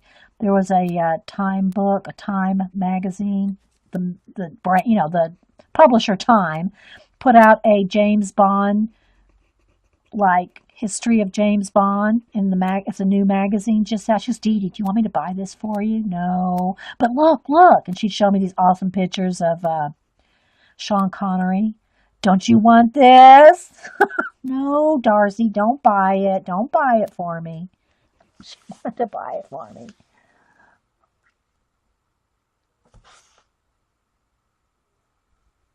Yeah, for some reason, Barb streams. Now, I just got a new modem this morning, so we'll check it out Friday when Barb streams. For some reason, Fridays at Barb's, who else do I really have a hard time staying connected?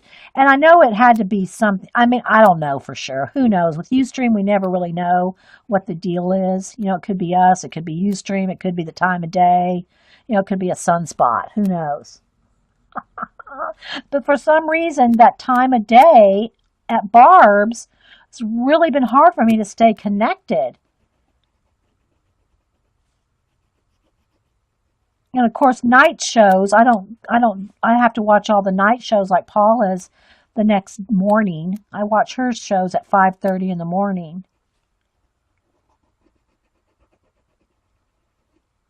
from the night before.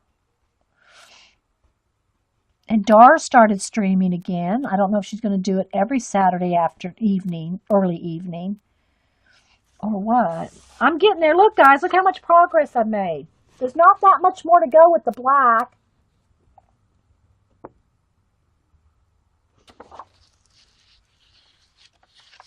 I know, Orla, right?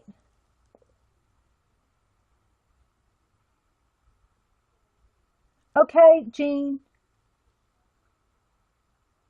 Barb's the only one you get notifications for. So, and I think sometimes it has to do with what browser you're on, don't you think, Jean? We need to do a comparison, like who gets notifications that are on Firefox, who gets notifications when they're on Chrome, you know? Of course, now again, if you're on a tablet, an iPad, or anything like that, that probably affects it too, whether you get notifications. If you're on a device.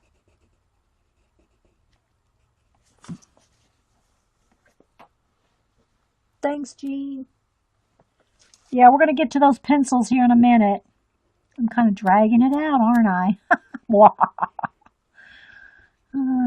But I'm enjoying just relaxing and chatting with you guys, even though, you can't actually get in here and see the details. But I'm going to rearrange my room again and work on the lighting.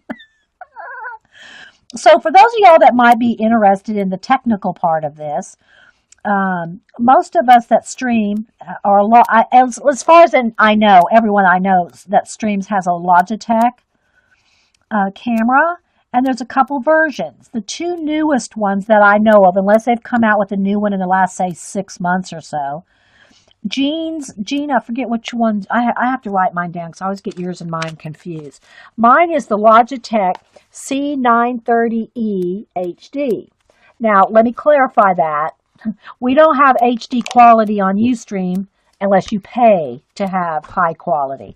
So we don't have that clarity that you have if you're just recording something on, without being broadcasting. But anyway, come to find out, there's a lot of good features with the E, the one I just mentioned with the E. And I've looked it up, but one of the drawbacks of it, and it's the best. I don't say it's the best. It was the most expensive one of the Logitech webcams at that time when I bought this one, probably about a year ago. They may have come out with new ones. I don't know. But anyway, one of the drawbacks with this one that I have is, and Anita K, if you're still here, I think I might have already told you this when you were visiting the last week or week before. Anyway, is that it has great zoom. It zooms farther. It zooms 5 in, clicks in. It'll zoom the farthest. It has great widescreen. It's the best for if you use a widescreen, which is what I use on Ustream. I use the widescreen, not the squished screen. I don't know what you call it, the non-widescreen. But I use the widescreen, so it's best for that. It's got awesome, settings for their color, your brightness, and everything. But the only drawback, and I've gone online, and this was the problem with everybody else's complaint with it, it has great autofocus.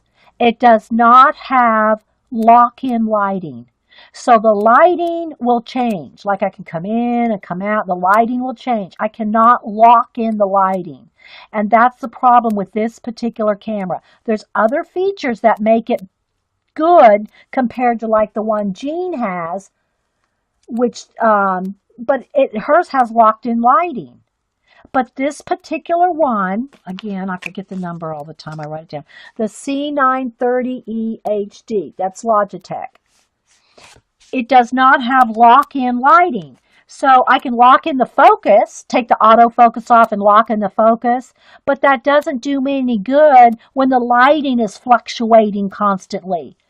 The locked-in focus isn't beneficial if the lighting is zooming in and out or the lighting is changing. So I don't know if Jean walked away or she's still here. Jean. Yeah, so, Jean's, I don't know, does yours not have locked in lighting either? Yeah, so Jean has the C920. That's what she has. But the benefit of the one I have, it has more zoom, and it has a better wide lens. So it's like a trade-off. Do you want a better wide lens, or do you want locked-in lighting? So maybe Logitech's listening to all the people talking about the non-lock-in lighting aspect, and maybe they'll come out with one that has all of these, all these features. My hair's in the way. So anyway, that's my problem with the lighting situation here. So anytime the lighting changes in my room, the sun comes out, the sun goes out. I've got 5 different lights around my room, overhead, lamps, lights, clip-ons, clamp-ons. Anyway, all these different lightings. But if the lighting kind of fluctuates just depending on if your hands are dark and you come in or you move out, you got white paper, you got brown paper, you got black paper, So you might want to make sure that when you buy a camera, think about that. Think about that. It does have locked-in light. Okay, so Jean said that the C9, was it 20? Hers has the locked-in lighting. But I love my widescreen. The screen covers more area. And I think I do. What was my other one? Let me see. Maybe I have it right here, Jean. My old one, before I upgraded. Maybe I should go back to this one. Let's see. Where is it? Here's my old one. What is this one? Let me see if it has it on here. I don't remember. See, I love my tape holding it. This is my old one. The new one is more square, This one's round. This is the old one. Is this the C920, Jean? What is this one? I don't even remember. I'm looking for something that says, but I'm not seeing it. The number? Oh, good grief. I need my magnifying glass. Hang on. Where is my magnifying glass?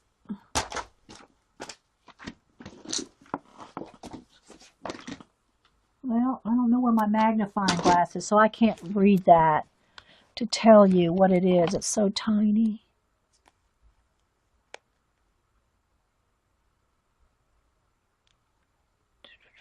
Maybe you can just tell me, Jean, if this is the C920.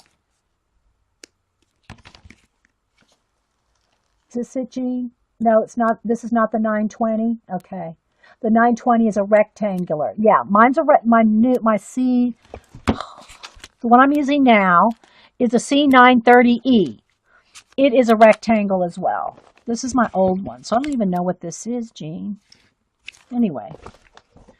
And then one of these days, one of these days, I'm gonna get more tech savvy with my cameras. I got my little HD Samsung camcorder here. We can make, but it's not a webcam; it's just to film with. I got that. I have a Bloggy camera. This is I have used this before and uploaded to YouTube. This is nice. It's a little Sony. I don't know what you call it. Just a little. They call it a Bloggy. Bloggie. It's a little Sony Bloggy. So if I want to make YouTube videos without webcam, just straight up to YouTube, I got all kinds of cameras. I got my regular. I don't know if the EOS does. The EOS can you record up to YouTube on a EOS? I don't even know. I don't know enough about the cameras because all I do is Ustream. I have used this. This case is not an official case. I have used this and uploaded to YouTube when Denise was doing some real estate houses that she needed to film, and we used this and uploaded to YouTube. So it's a good little camera.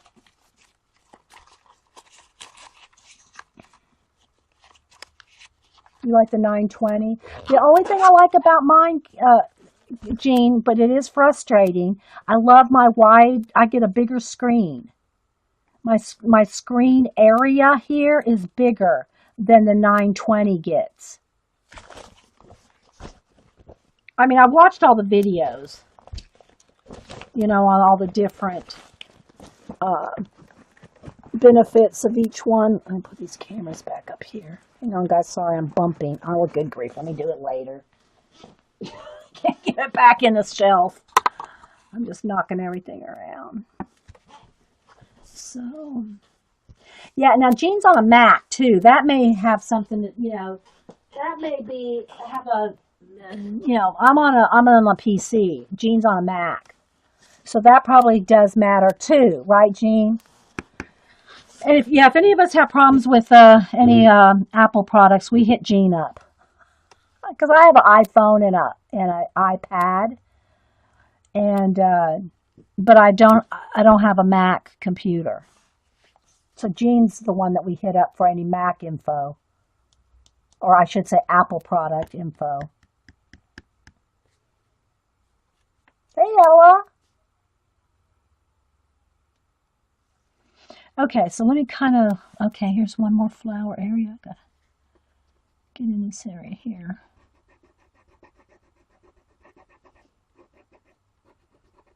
So thanks everybody for just hanging out. Hope y'all are coloring or doing something.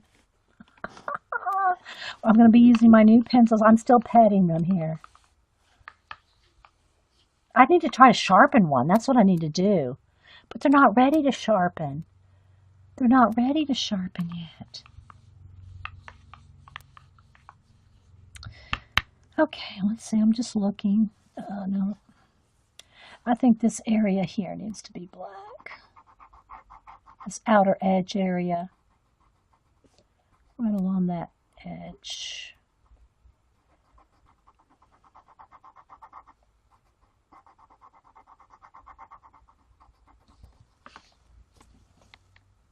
Hey, Terry.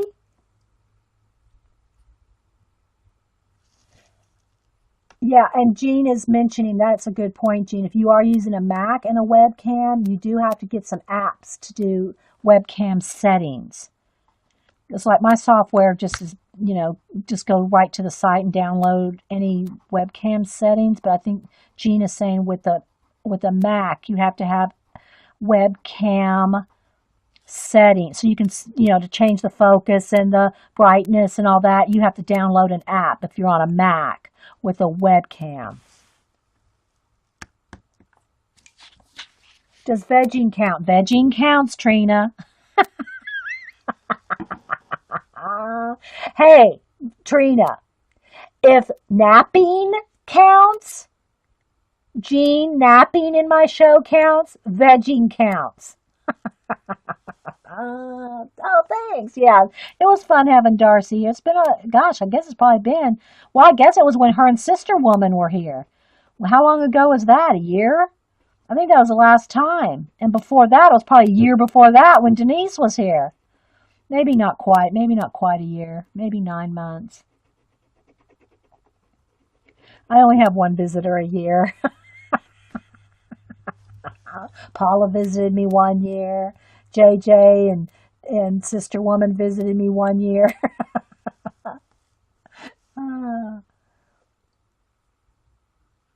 Yep, you're a pro napper, Jean. So glad to have you though, Jean. We always need someone to snooze on the job. Okay, so I'm not going to do these edges until everything else. So let me just take a peek here and see if there's any other areas that I might have missed. Oh, yeah, there's one area right here.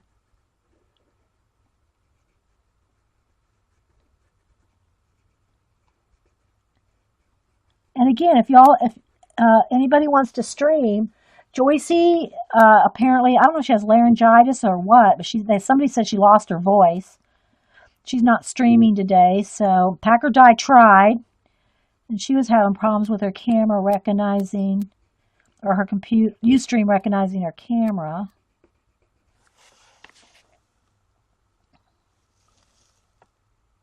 Yes, I recorded.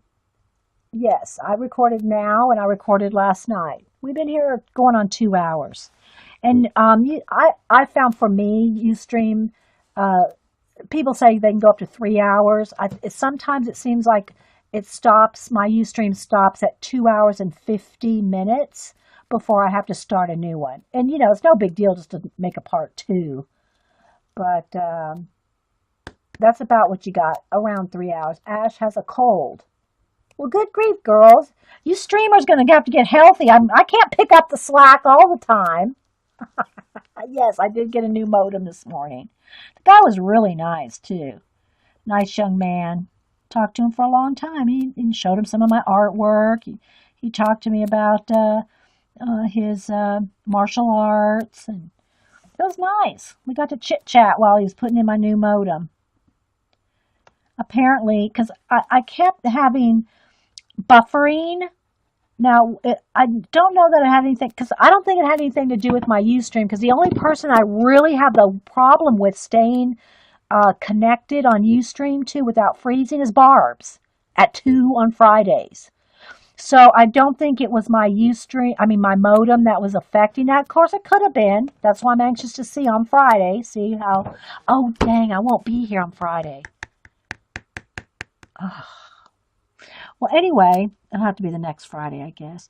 Anyway, but my signal, they changed the channel that they put my signal through and boosted the megahertz, and they said that should do it, but that they'd send out a new modem just to make sure. So anyway, he came out, put me in a new modem, and it's just hard to tell yet. Because I've been here. I've been right here since the new modem, literally. He left, he walked out the door, and I plugged in my camera. So I really haven't watched any streams yet or any videos to see if it buffers. So I can't really tell if it's done any good yet. Oh, she has a cold. Oh, Joycey has a cold, not Ash. Okay. Okay, Ash goes, I don't have a cold. Are you wanting to stream, Ash? No, I won't be home. I won't be here on Friday to stream or to watch Barb. It's going to be too sketchy on Friday for me to plan either one of those. I might catch a few minutes. I don't know.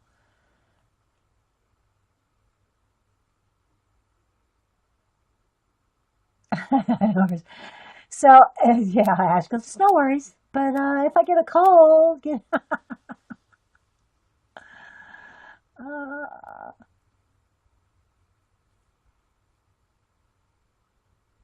and today's I mean, this week is just, I'm all discombobulated on this week. Hubster traveling, Darcy coming down, rearranging my art room. Now I want to rearrange it again. So anyway, tonight it's Wednesday, and there's a whole bunch of us on Twitter that tweet during Survivor. It's probably up to about 10. It's probably about 10 of us now. Now, not all of us are there every Wednesday night. I'm there every Wednesday night. Oh, Packer Di said she'll try to get on Friday morning. Okay, good. No, I really don't. It's rare that I stream on the weekends. It's rare I stream on weekends. I mean, I've done the occasional Saturday, or sometimes a Sunday afternoon. But other people stream on Saturday. You can. I found you, Dee Dee. That's if you're listening to this recording. There's someone's nickname is I found you, Dee Dee. I mean, I know her real name, but that's just what she goes by here, and it's just fun. I just think it's fun. But yeah, so Saturday, the first Saturday of every month, which was last Saturday, is when Sister Woman Darcy and Sister Woman, who are the Scrappy Camper sisters, who Darcy was here last night, she and Jonna stream the first Saturday of every month, usually all day long. Their stream usually goes all day on the first Saturday of the month. Scrappy Camper Sisters. Saturday evenings now, Dar has started. Like I'm talking 4:35, 5:30, sometime in there. Dar's back streaming, and then of course Saturday night is Paula, Journal Artista. Sunday, sometimes Laurel does. Now Laurel's in the middle of moving, but I'm thinking that once Laurel gets settled in her new house, she'll probably start streaming again on Sundays. Um, I love my Gold Rush. Friday nights is my Gold Rush night. I love Gold Rush. And I tweet and I talk to everybody. It's Friday night's a big night for me. It's my Gold Rush night. Oh. But really the only two shows that I watch like literally like while they're going on and tweet about. I mean, occasionally I'll watch another show, like, well, I won't get into which ones, but the two I always watch and tweet with fans, hashtags, and all that are Survivor and Gold Rush and The Dirt, which is like the chat. It's like a pre-chat show before Gold Rush. It's called The Dirt. It's like an hour before Gold Rush. And so, where the crews actually are sitting down and talking behind the scenes kind of thing. Those are the only two shows I really like have to watch live. Everything, I watch other shows too, but I DVR them and I don't tweet them live and all that. But those two shows I try, of course, good Lord willing and the creek don't rise, as we say in the South. Um,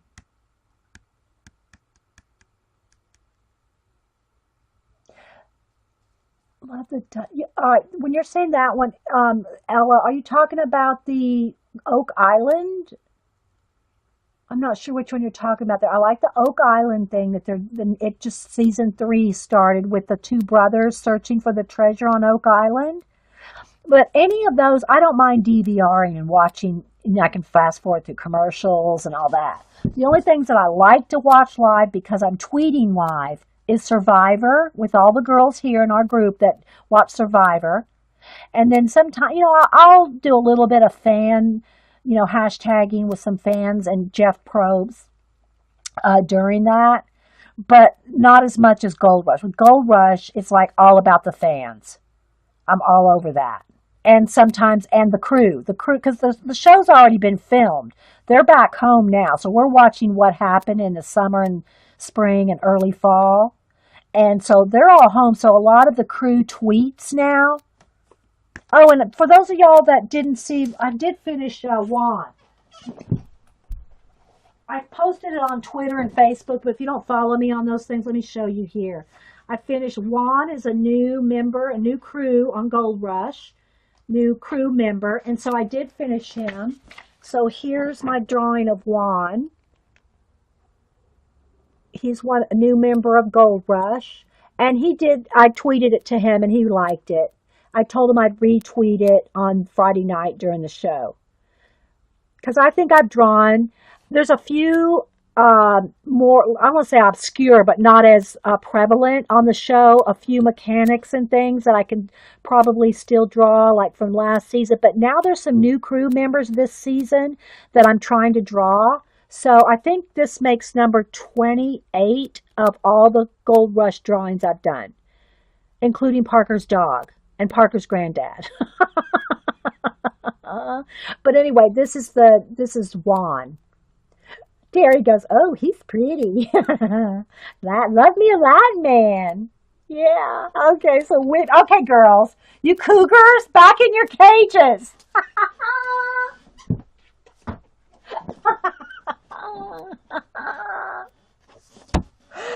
Oh, Sarah said it was like one of her brothers. Oh, thanks, guys. So, Whippy's talking in Spanish. Oh, okay. I can see a couple more little areas right here now that I kind of looked away and looked back. So, anyway.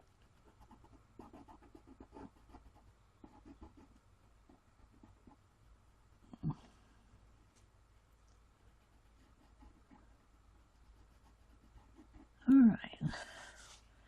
One more right here.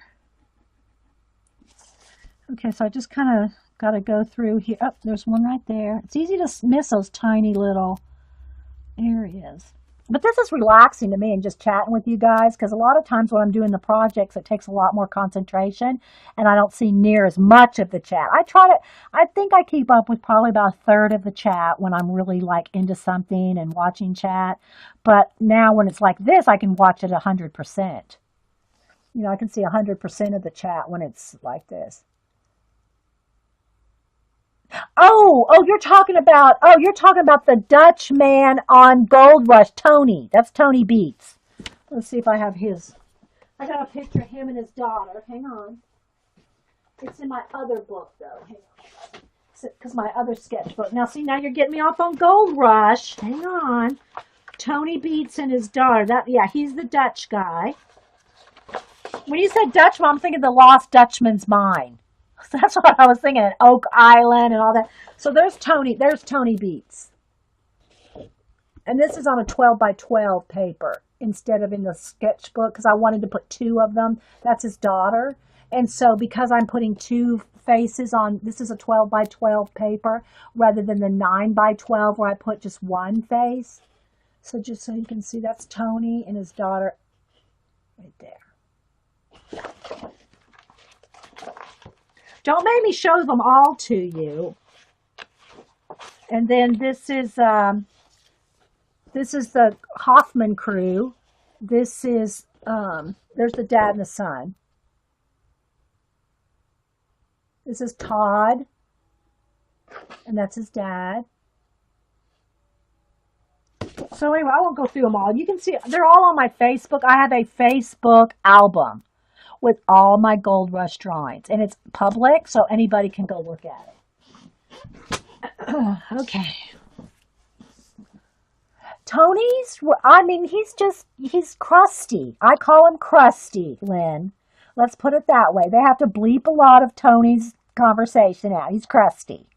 But, I really, everybody says, are you on the Tony crew? Are you on the Todd crew? Are you on the Parker crew? Whose side? Because there's three main crews, okay? And I really root for all the crews. I really want them all to do great. Parker got the most gold last year with $2 million in gold in one season. That was like the record. 2 million. And I'm not talking about like huge gold nuggets. I'm talking people, you got to see how they get this gold out of the ground.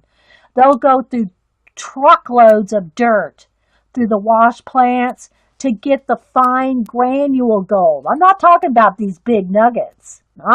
This is like granules of gold that they mine out of dozers and truckloads and move piles of dirt. But Parker got the most last year with 2 million. I know I'm thinking about drawing mini beads. I know I am, Whippy.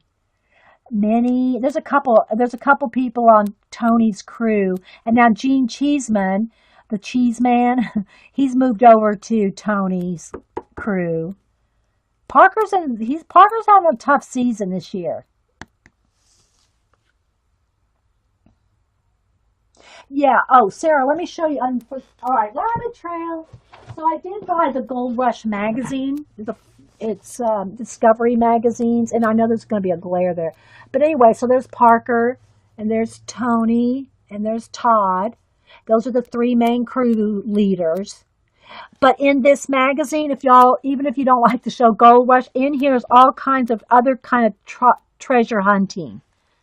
There's other kind of treasure hunting things, going prospecting. Well, that's on Parker. But they have, it's mostly about Gold Rush, but they have little side, rabbit trails. Like here, different places in the country. Dinosaur bones in Montana. Emeralds in North Carolina. Diamonds in Arkansas. Gold in California. Maine has got gold in Maine as well. And we have just north of Denise, Dahlonega, they have gold panning up there. One of these days, one of these springs, I'm going to have to go gold panning in Dahlonega. So anyway, and there's all kinds of magazines out there on treasure hunting, specifically like Sapphires in Montana, Key West, Florida, of course, shipwrecks. Jade in California. So it's got little mini articles, archaeological things, your supplies for gold panning. It's just a little bit of all kinds of, metal detecting. So it's just kind of cool that there's Tony Beads. But anyway, yeah.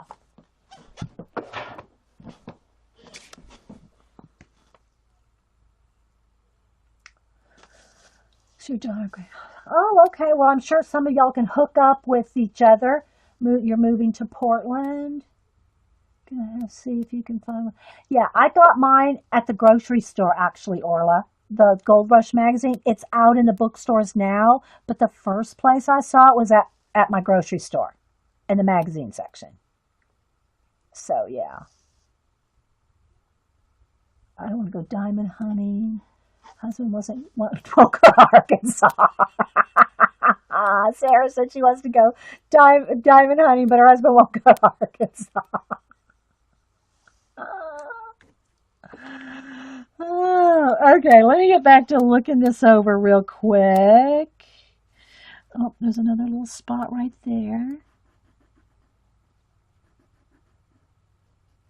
Hubster and I have gone, we've gone, I wish I would have done more of that cache thing. Like Dar did the cache, going around looking for that.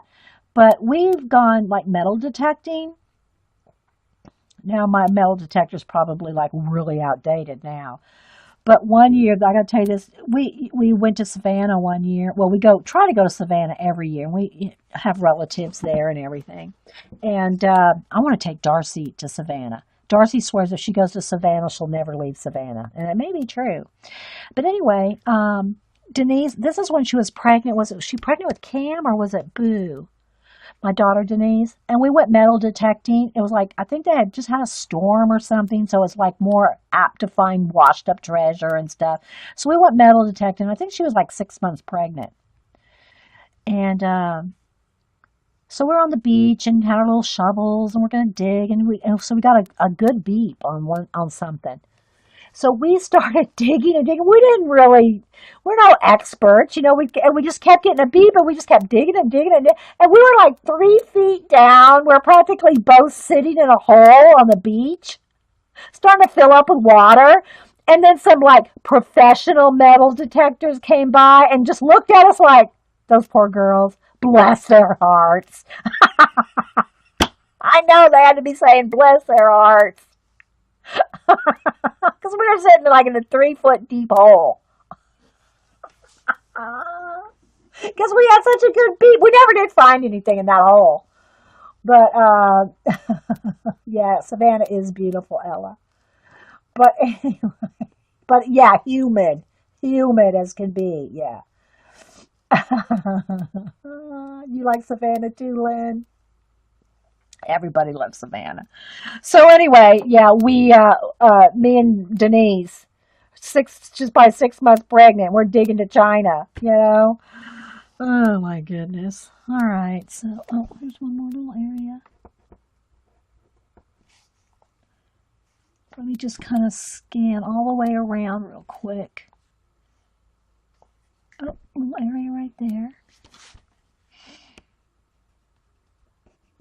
So I know that there was a lot of bless their hearts going on that day for the two of us, I'll tell you.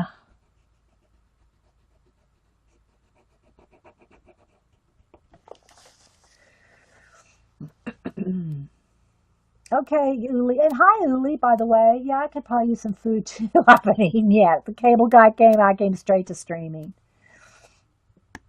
Carrie, why are you still, Carrie? I thought you were going to the city today. Or is that just you're just sitting there. You're not really here, Carrie. Carrie is going to go to the city today.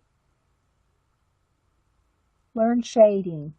But Shabs, aren't you in, well, you're not even in, you're in Canada. It's not like you can just drive over here like Darcy. Darcy lives like less than an hour, no traffic, if barring traffic. With traffic, it could take 2. But she's only an hour away from me. And we only see each other once a year.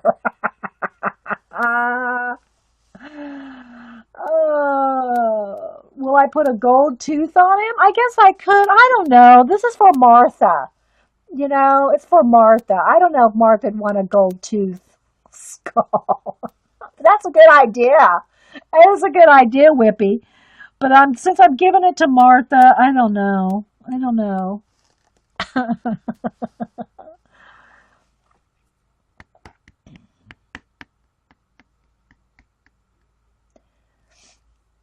And there's an awesome new blick in Savannah. It's huge. I mean, that's the one where Cam goes up to the Copics and he goes into a trance. It's an awesome blick. I know they have 2 blicks, and this is the newer one. Well, I'll say new now. It's probably about 2 years old, but it's closest to the river. But a friend of mine went to Savannah, and I knew it was there, but I mean, I know SCAD is there, right? The Savannah School of Art and Design. But I just wasn't aware that they had, apparently, because he told me, a 3-story art supply store. SCAD has a 3-story art supply store in Savannah. It's like, oh no. Talk about enabling. So I think next time I'm going to have to hunt up the big SCAD art supply store. But, the Blick, we usually stay at the Marriott, which is like right on the River Walk. And this Blick is like literally over 1 block and like less, you could walk to it, literally walk to it.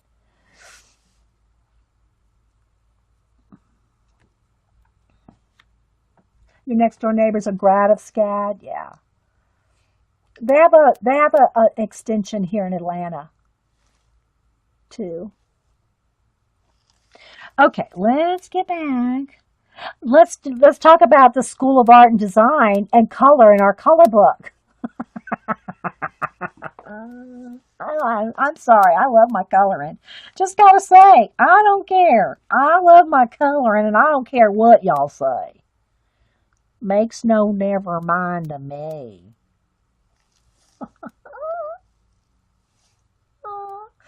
But nowadays, Blick Online, Jerry's Artorama. I mean, there's a ton of ones online. It's not like we can't get supplies right delivered. Just don't drink and prime. Okay, I think I got all the black. So it's time to pick up some of my new Eileen the Enabler Elf, Caran d'Ache, Lumin. I don't know how you say it. Luminance. Luminance. Luminance. I want to keep wanting to say Lumineer, like the paints. All right. So let's just put the black one back in its little room. This is their house. They have cushioned, nice padded rooms. So thanks again, Eileen. This just ding dong. This just delivered when I started my stream a couple hours ago. How long have I lived in Atlanta? Well, in the Atlanta area, we have been here. Hubster is retired military. When he retired, we have been here since not in this house. We've been in this house for 15 years. But he retired in 1990. 20 years in the military. I think it was 1990, 91. So we moved here after he retired, not in this house, but in the area. So what is that, 25 years?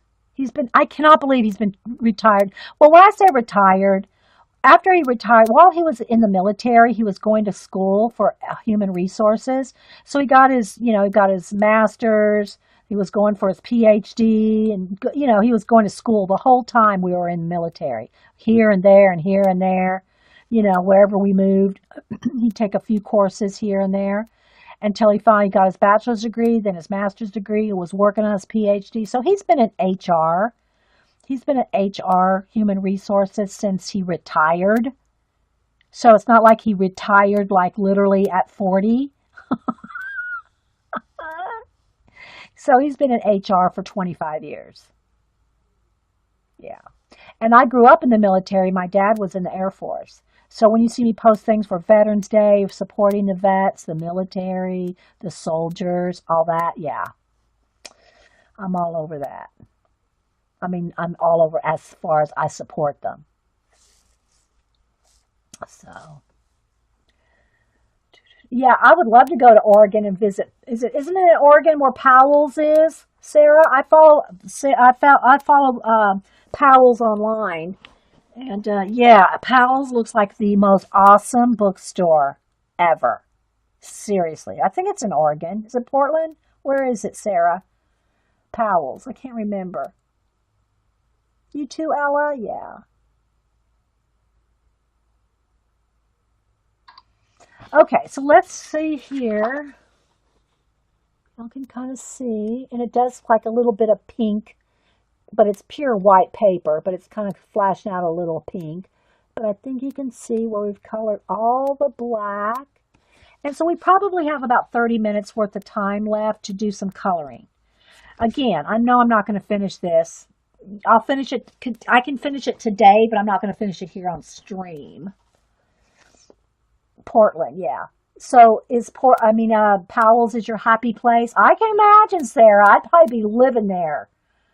Powell's Bookstore, if y'all are watching a recording, don't know, go look it up. Powell's. And they buy books too, don't they, Sarah? They'll buy books. Like, they'll buy from you, especially like first editions and things that they can resell. And I haven't looked into it, but Amazon has that too.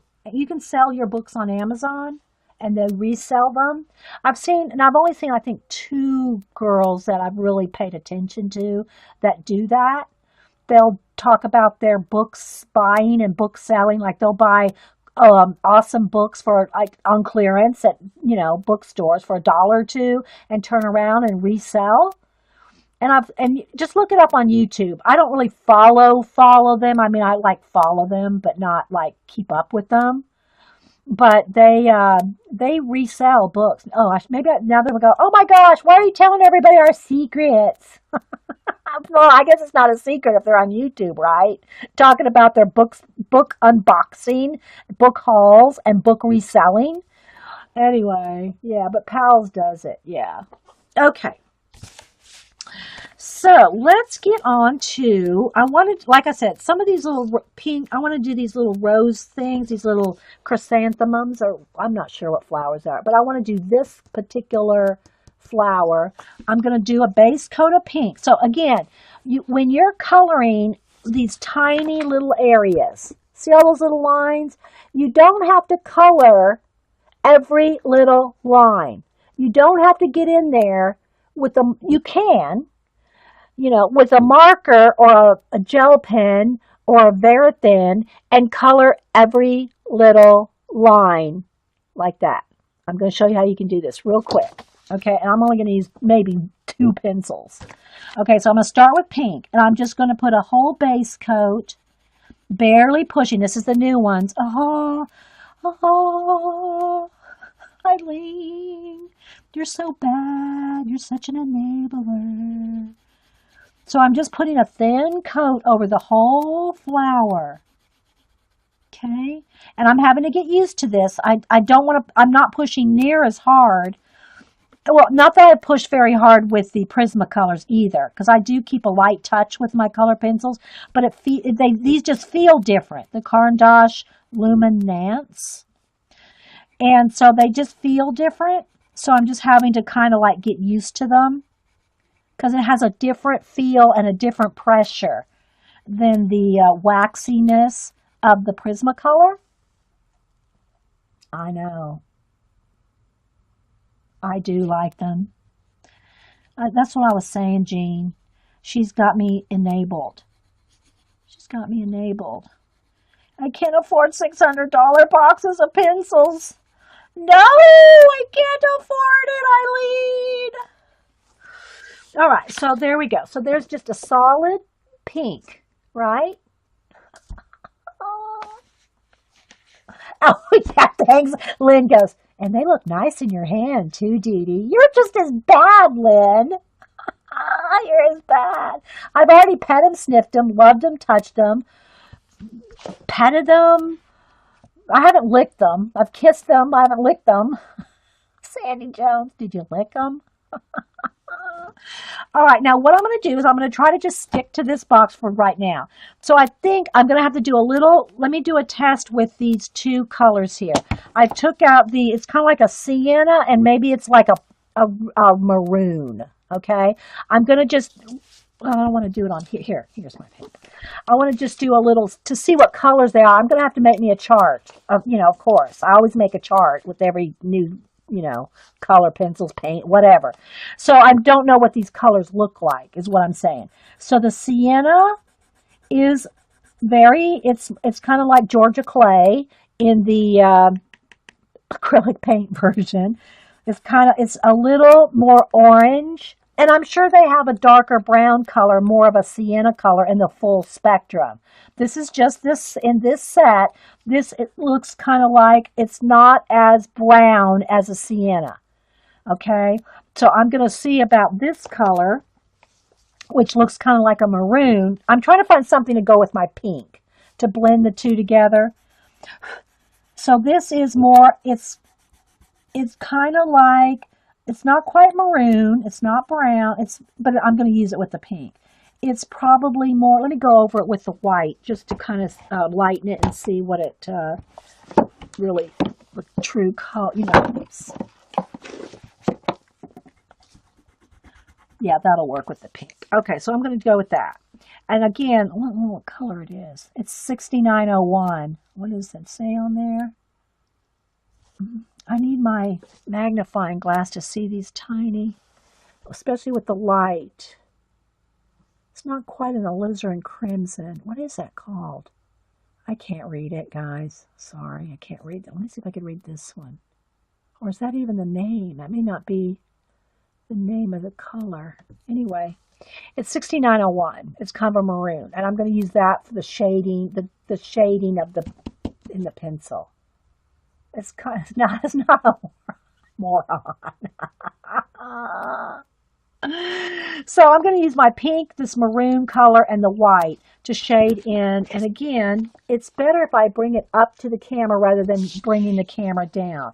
Let me get a box to put this on. Let me get my, hang on. Let me just get my Amazon box. Let me just get my Amazon box to prop up, turn it upside down. No addresses will show, and I'll prop it up with that. I keep the lid. I have the lid sitting here so I can stare at it. I keep knocking it over. All right, there we go. That's better. Because if I do the zoom with the lighting situation, the lighting's going to fluctuate in and out. I already explained all that, and so it's just better if I bring it up for whatever reason rather than dropping the zooming in and having the light like go weird. It's easier for me to bring this up and the light not go weird. So that's what we're going to do. We're going to use our box. All right. So we got about 15 minutes probably till I'm out of time. Maybe 20. We'll see. So if this just abruptly ends, just know that I'm thanking Eileen profusely for enabling me with the new Caran d'Ache Luminance. She gifted me this today. And thanks for just hanging out. All right, so what I want to do is at least color in a couple of these little flowers so you get, or, a couple different colors. But I'm going to color like all the chrysanthemums or whatever. I'm going to color all them the pink. So there's one there. There's one up here. There's one right here. So there's there's 4 chrysanthemums. And I don't know if that's an actual chrysanthemum. Some kind of, leafy, fluffy. They're all going to get this color. And I think, no, that's part of the leaf behind it. It doesn't have the lines in it, so it must be part of the leaf behind it. Okay. So now I'm going to take the maroon. Hey, Carrie, there you are. Yeah, I thought you were going to go to the city. So what I'm going to do is behind the edges of every one of these little leaves, I'm just going to barely go in there and shade. And I don't know if you'll see it here, but I'll bring it up to the camera. But I'm going to go like behind each one of the little fronds, petals. And I'm barely touching. And I have to get used to these new pencils.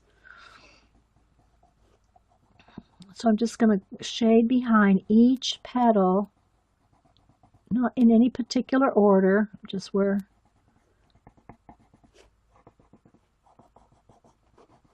So what I'm trying to show you is you don't have to, just because there's a lot of detail and a lot of little bitty lines in an image in these color books, doesn't mean you have to go in there and do everything with a tiny little pen or marker. You can do general areas like this and still have an awesome effect.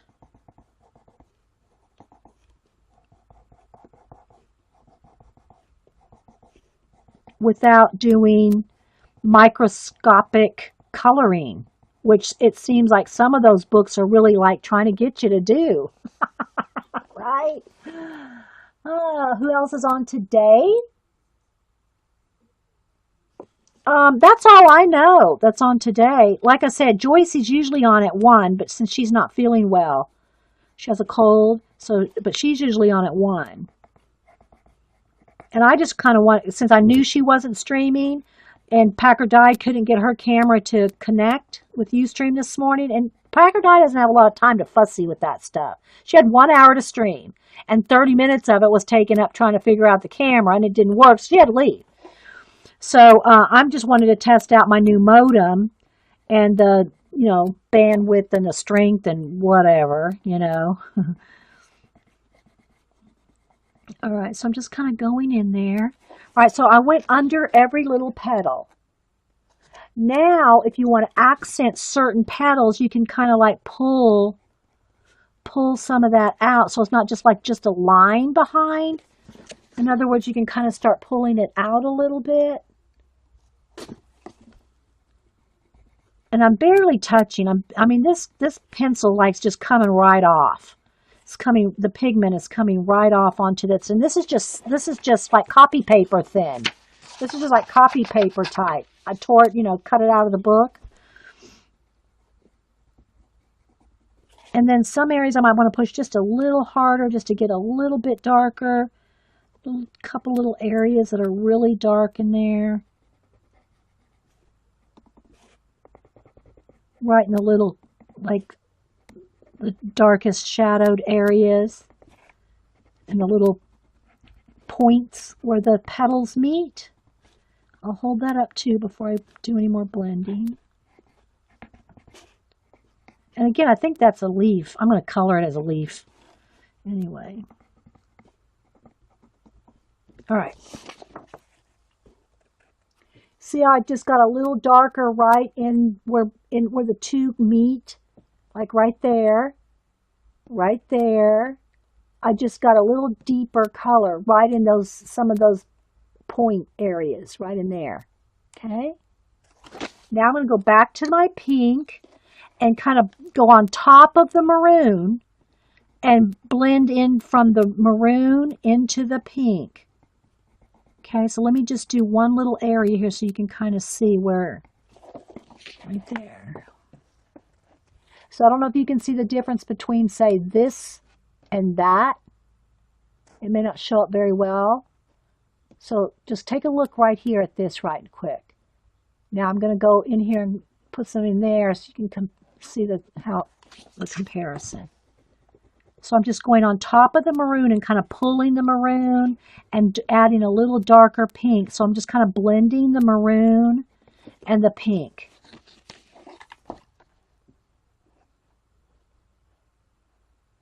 Oh, good, Sarah.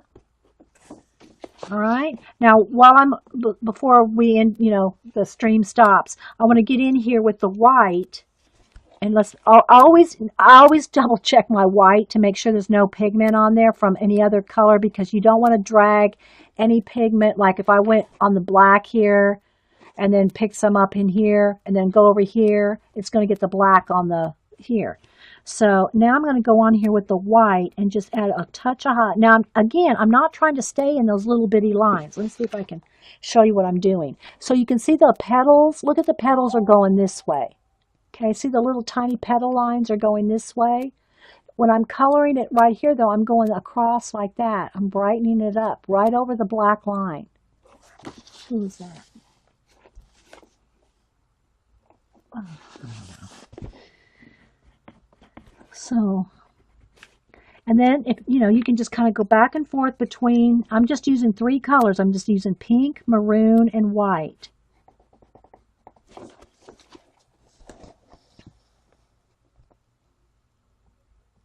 Okay. When are you going to design? Oh, God. The closest I've come is my Inktober's, my 31 drawings, and those I'm printing out on craft paper and coloring them with color pencils. So these were in my Inktober 31 drawings, and so I'm printing them out on craft color cardstock, and then I've already done a couple. I did this one, and I did the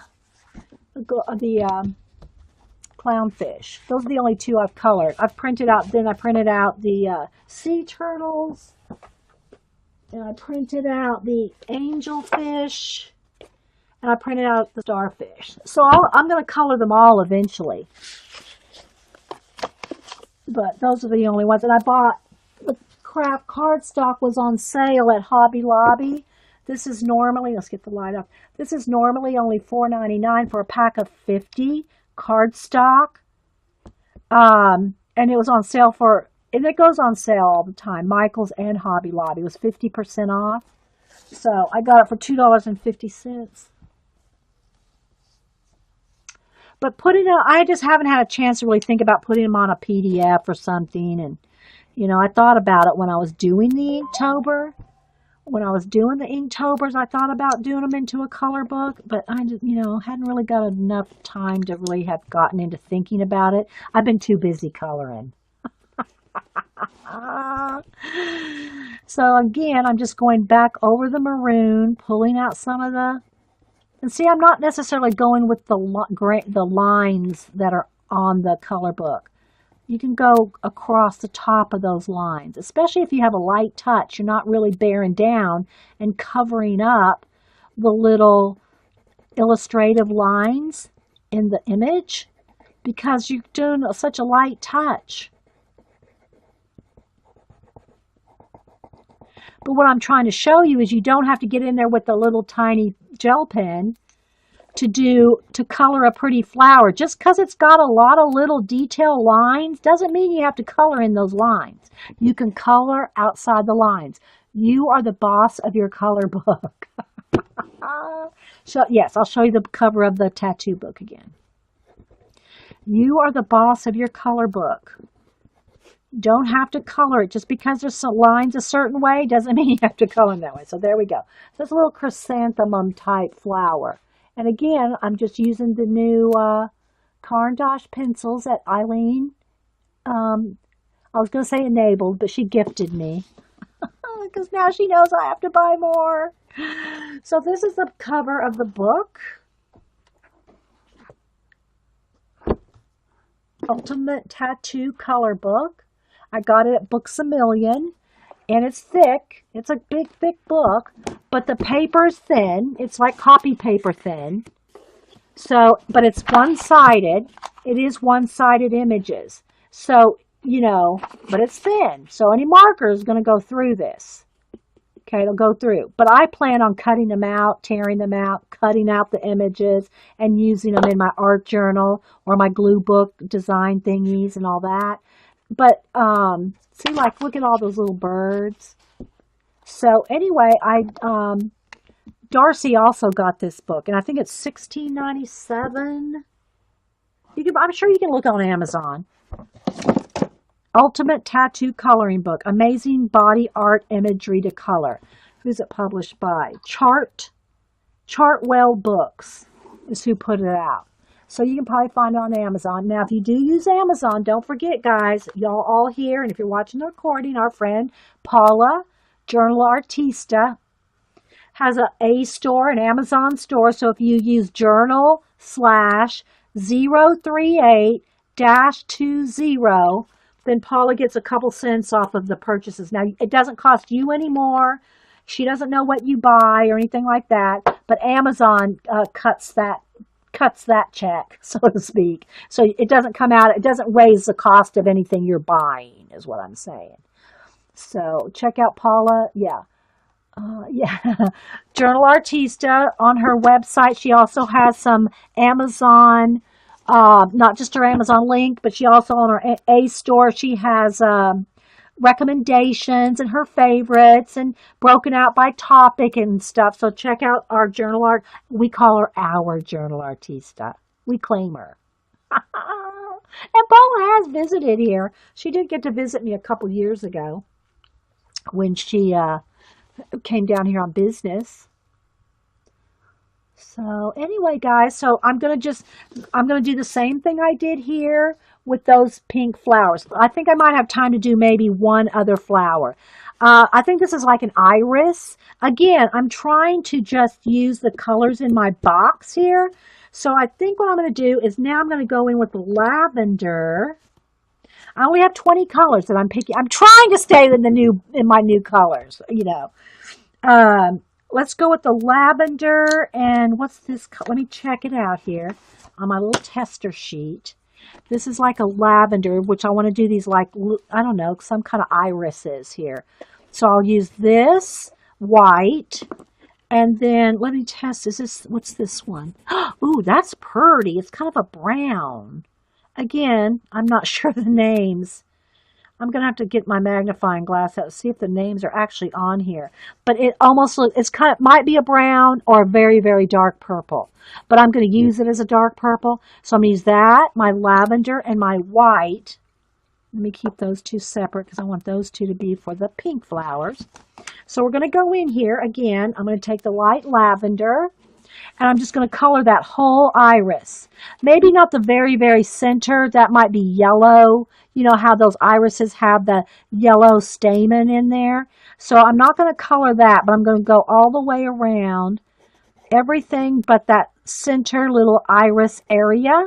I'll show you here as I get it colored in.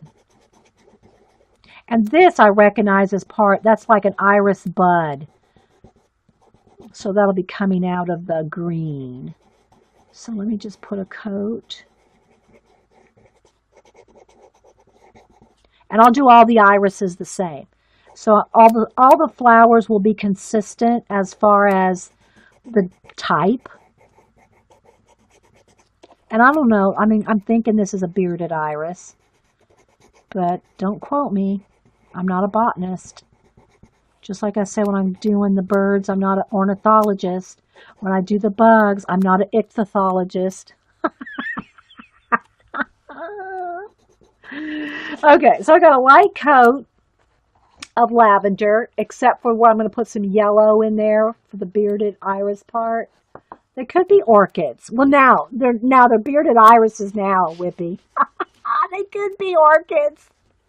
No, we'll make these be the orchids right there. Okay, this is going to be the bearded irises. Now, I really think they are irises, and this is why. Because I recognize the buds. The buds look like that. I don't think orchids look like that. I don't think orchid buds look like that. It looks like the bearded iris. Look, see if you can see that kind of close up. It looks like a bearded iris to me, Whippy. All right, so now I'm going to take the brown, and the same kind of way I did these. These are tiny, you know. You don't have to like don't get all, you know, cray-cray. You know, just kind of, you know, enjoy.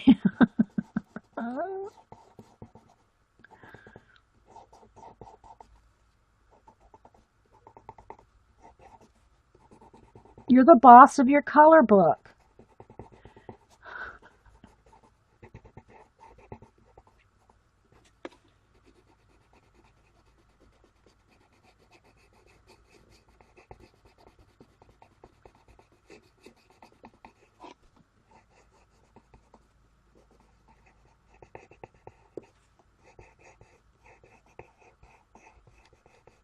So again, I'm not worried about every little line, every little tiny,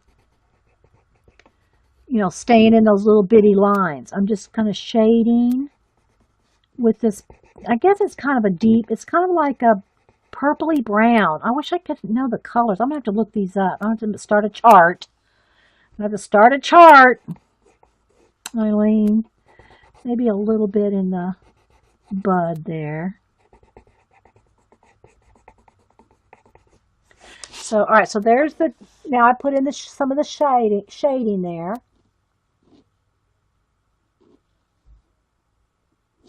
All right, now I'm going to go back with the lavender and start kind of pulling in and on top of some of that browny purple color. So here, you can see right there.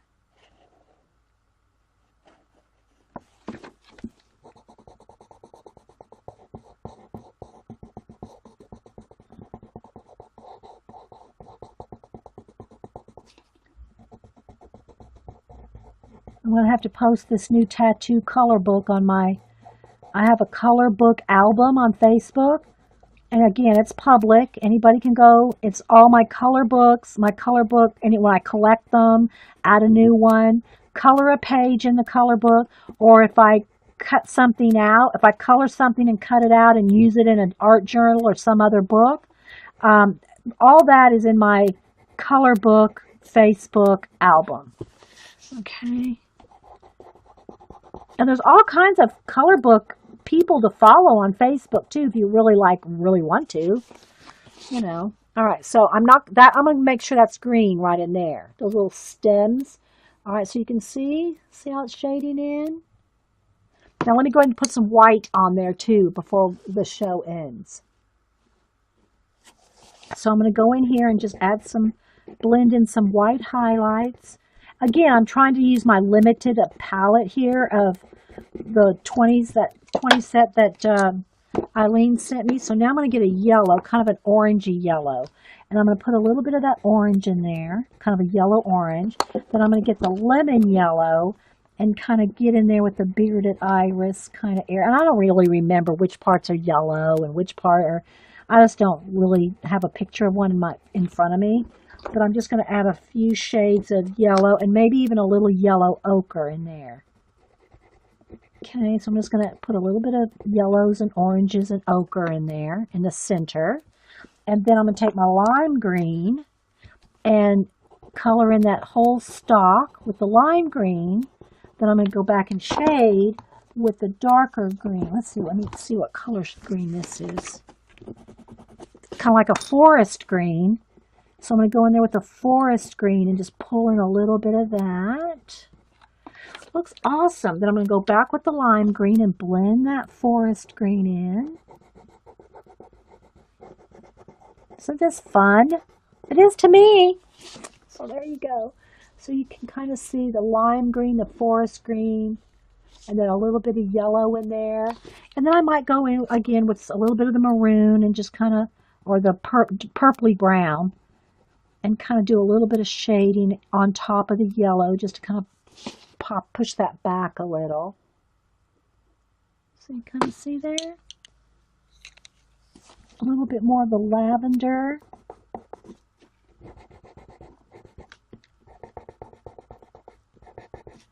So I hope y'all just had fun hanging out and doing more chatting than demoing. You might have got a few tips here, but you did get to see my new pencils. I know, they are nice. They are nice. Now I have to get used to the blending, and I think when I go to make me a color chart, I'll do like, I'll take each pencil. This is what I do when I make charts with pencils, is I'll put the most pressure, and then I start just working my way out real. This is what I do. And even with the watercolor pencils, then or the Neo colors, I'll do this. And then I'll put a wash of, now these are not water soluble, guys. Don't let me confuse you. But if I'm doing watercolor pencils or any kind of charting, if they are water soluble type of medium, then I will put the water on them too. But this is how I chart my just regular pencils like that. I'll do the darkest it'll get, and then I'll just continuously work lighter, lighter, lighter. And just see what, how light you can get it. Like that. So, you're welcome, Uli. If those just coming in, Eileen, the Enabler Elf, gifted me these literally while I started the stream. Before I had even started the coloring of this, the doorbell rang. And FedEx delivered Amazon Prime box with the Caran d'Ache 20. She's enabling me to buy these. Now, let me reiterate this. These pencils are like, if you buy them by the individual, they're like $5 each, maybe $6. So this was not a cheap box. So I'm glad she put it on. She gave Paula's A store number. So Paula probably made $10 off of this one. Just kidding. Yeah. So anyway, because I love my Caran d'Ache Neo Color 2 water soluble crayons. And I've been wanting to try these because Kathy Cass has sworn by them. Well, I think Eileen actually has some now, or had some pretty recently. And so, but they're expensive. So what does Eileen do? She gifts me a box of 20, and now, you know what that means, right? Bigger boxes of colors have to be in the works. And in the meantime, before the doorbell rang, Jess was trying to enable me with Copics. Now, I know about Copics because my grandson uses those and has since he started drawing manga when he was our age. So he's always, I know how much Copics are, and I know the dealio with Copics. But now Jess is trying to get me into them. So between Jess and Eileen, I probably will not eat for months. But I love them, Eileen. It's very sweet and very generous of you to send those to me. I really, really, really appreciate it. So I'm going to color the whole thing with just my box of 20. And I don't know if I'll put a gold tooth in there because this is going to Martha. If y'all know, in our group, Martha, today's her birthday. So it probably won't get done today. And but I'm going to send this page to Martha when we're done. So, yes. Bring on the grilled cheese. That's right, Jean. Because that's all I'm going to be able to eat after Eileen and Jess. Oh, so thanks, guys, for being here. And again, this is the color book that I'm coloring out of. I'll probably wait. I'll post this in my Facebook color book album folder, if you want to call it that. The fold. It's called an album on Facebook. It's like your folder. I'll post this and this picture in my together when I finish this. So I love them. That's so stinking sweet. Thank you so much, Eileen. So again, my enabler elf, Eileen the enabler elf. Wait a minute. Let me get her little hat on here. Here she goes. Carrying the little receipt. Oh, there's a whole story behind this. If you don't follow us, you'll have to wait till Christmas to see what kind of trouble my elf gets into. Probably buying new pencils. All right, guys. We'll see you all later. Thanks so much. Aw. Oh, they're awesome, Eileen. Eileen, they're awesome. Thank you again. So we'll see you guys. Well, I won't be at Paula's. I'll be at. I'll see y'all if y'all do the group Survivor tweets. I'll see y'all tonight. Bye, guys.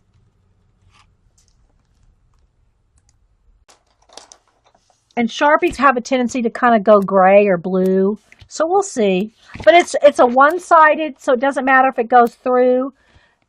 You know, if you're doing it in a book, you want to make sure if you're using any markers or anything. Now, this is thick. This is like copy paper thick. Okay, it's like copy paper thick. Paint a little world in the eye sockets. Miss Vicky B. Look at all this I have to color. This is going to take a while as it is. I think I need to go with marker. This is probably going to be, well, this will be good for this, but it's going to be a little big for some of the other areas. But I'm going to color all the black background, and then I'm going to color the flowers. We're going for it. This marker's almost out. Okay, the other thing I noticed, I'm going to put something under here because I'm picking up the texture. Oh, good grief. Who's that?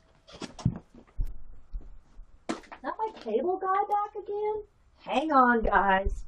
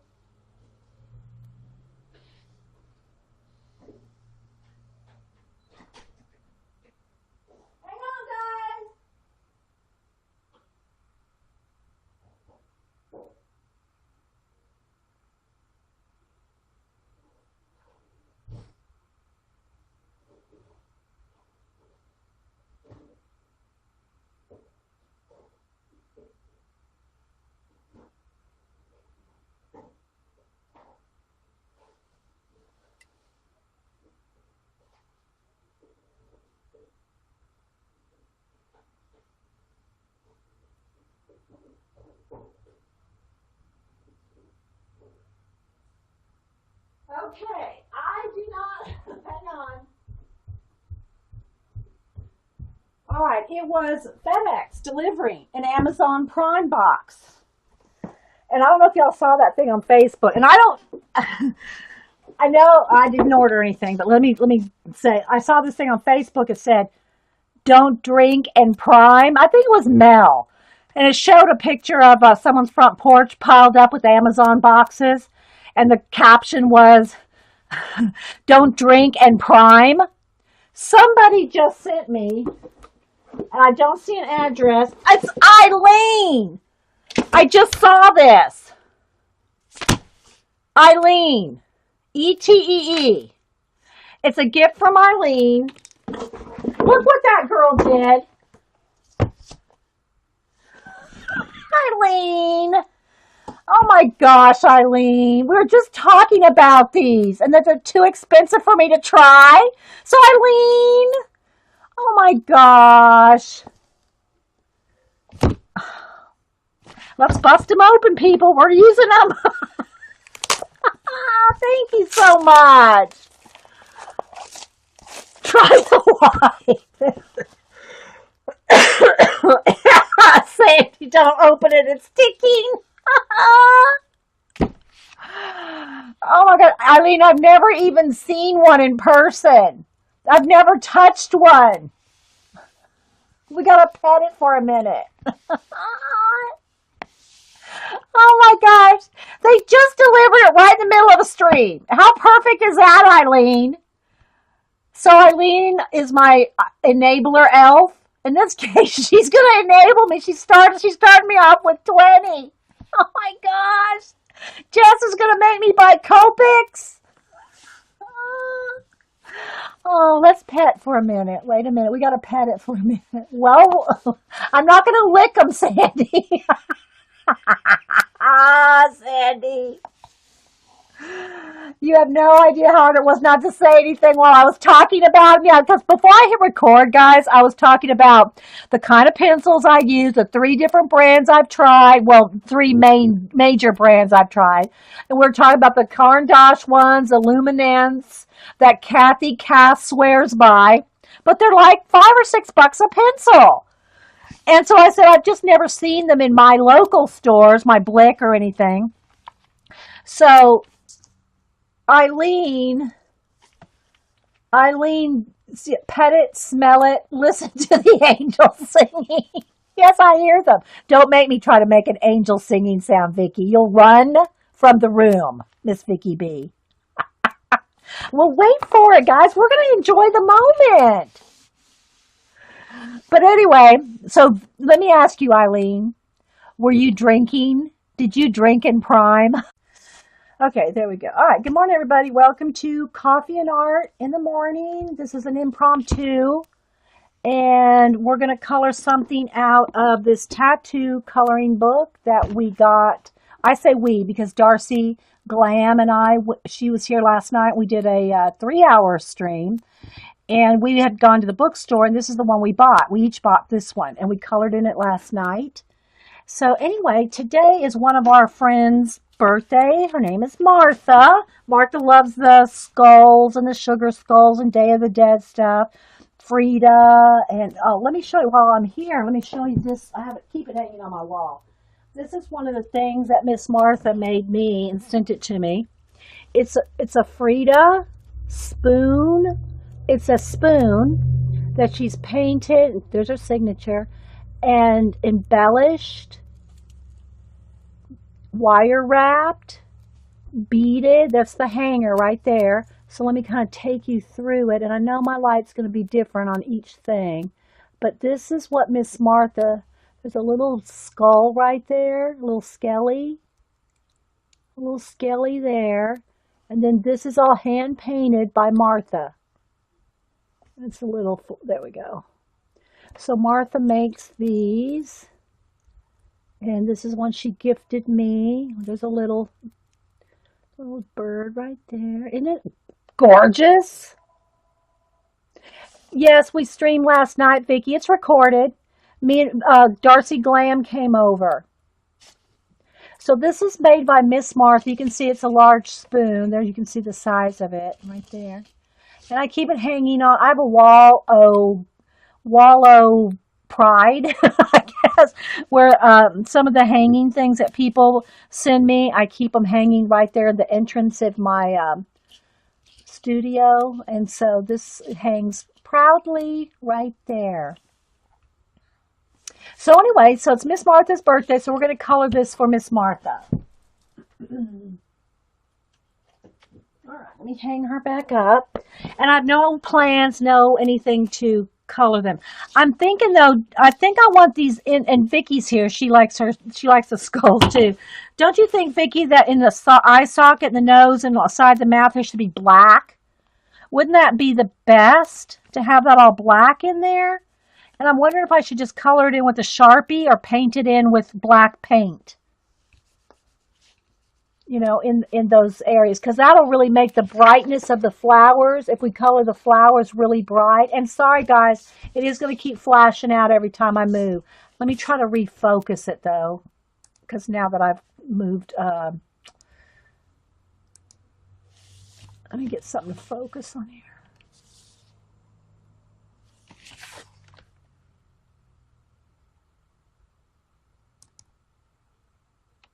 Hopefully that's better. I don't know. I'm zoomed in. I think maybe I need to zoom out. Sorry guys, it just changes every time. I'll zoom out one. I'm just using this as a focus card here because I think it helps autofocus. Let me brighten it back up a little. We're going to try that. There we go.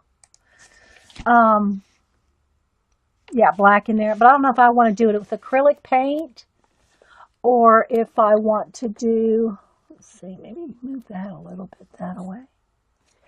If I want to do it with marker or do I want to, oh, Jess is going to try to get me to do Copics.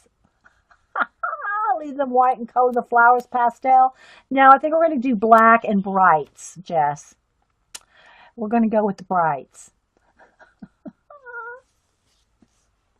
Yeah, and so yeah, some sugar skulls have daisies in the eye sockets. That's true. This one doesn't have any daisies. Do I need to draw daisies in there? Look at all those flowers. Do I need to put daisies in there? You guys tell me. Hey Sandy, how you doing? Good to see you. Has teardrops for eyes. Okay, I guess they're all different then, right?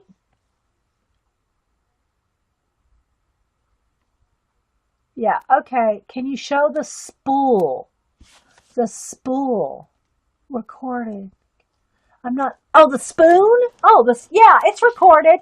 The spoon's recorded. I found you. Yeah, it's recorded. The spoon, yes. Okay, so let's go ahead. I think I'll just go with a Sharpie. Now I'm going to have to get maybe a micron for the edges though, because it's pretty, I know it's the, hang on, this is bugging me. Oh.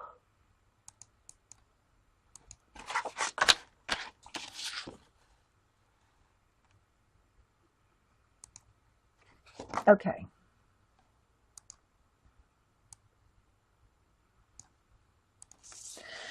Now, let's get the white. Prismacolor.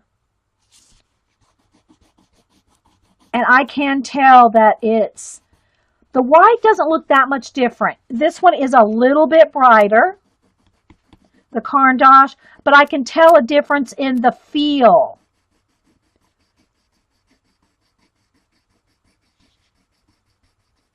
I can tell a difference in the feel. And this one blends out quicker. I can get the tones quicker on this one.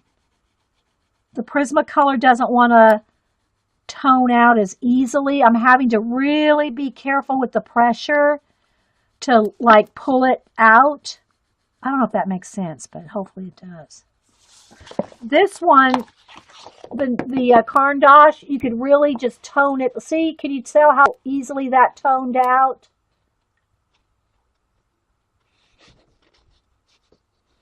And black, I mean, a white pencil on black may not be the best test here. Okay. But it does feel different. Let me see if I can think of a good description. Well, I'm in the zone here. Let's see. Definitely can feel the wax in the Prismacolor. But it also doesn't, like, I give it harder pressure and then kind of blend it out. You can do it quicker with this. With the Caran d'Ache, it blends out, fades out quicker than I can do with the Prismacolor. The Prismacolor keeps wanting me to push harder to get it to do, it's just a little bit different feel. It's hard to describe. I've created, Jessica, Eileen, you've created a monster. Okay, I'll move on. I'm sorry. I can't help it. I'm excited. Oh, let's test it on the back of the craft color. Okay, so we're going to do the same thing. This is on craft color, but dang, the lighting is just horrible.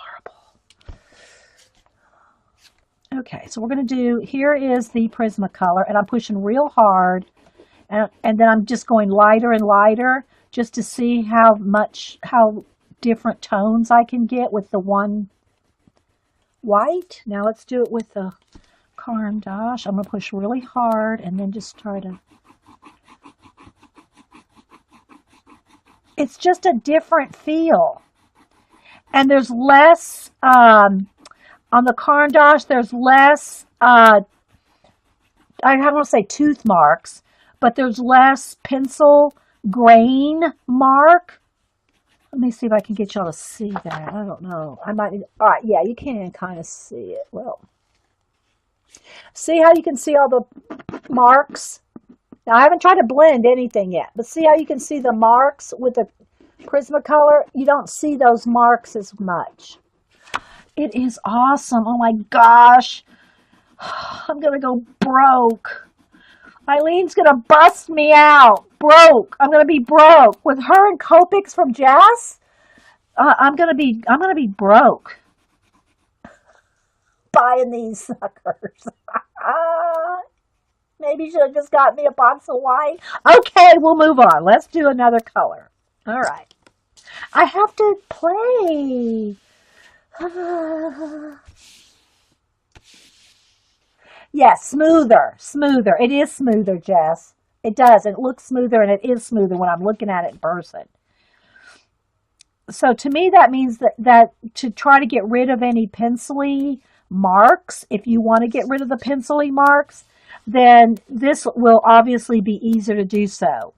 Let's go with a yellow and an orange and try to make a yellow and red and see if we can make a pretty orange.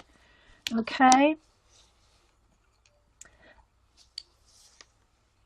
Is the pencil harder? It is. It's a little harder. Well, it's soft. They're very soft, but they don't feel as waxy. You can almost feel like the wax in the Prismacolor. You can feel the wax. Okay? These are as soft, but you can tell that the lead, I know it's not lead, the pigment. Eileen. Okay, so I'm going to keep my little thing in my little gift from Eileen. I'm going to put that in my journal. My non-dated journal, Miss Vicky B. My non-dated journal. I don't know if you were here last night. We were talking about journals. Last night, Vicky B, we're going to enjoy the moment. So just, Anyway, my friend Darcy came over and we did a 3-hour stream last night and we talked about planners. She has her two main planners, is the one that you just reviewed, not the newest video, which I haven't watched. I just saw you put a new one up, Vicky B. But the other one is it called Happy Planner? Oh my gosh. I think Darcy is engaged to that planner. I think they have exchanged rings. I think they are engaged in that planner. Okay, so let's open it. It says Luminous 69. Ooh, the box is padded. I can feel it underneath. Oh my gosh. We're going to do a full review. We're going to do a whole review of this. Yeah, we haven't even started the skull yet. Look, it's a padded.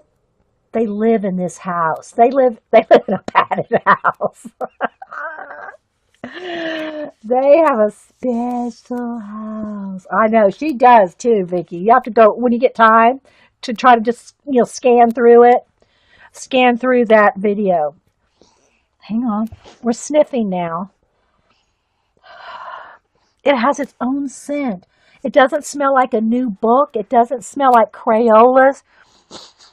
It has its own scent. I don't know, Eileen. Okay, so here we go.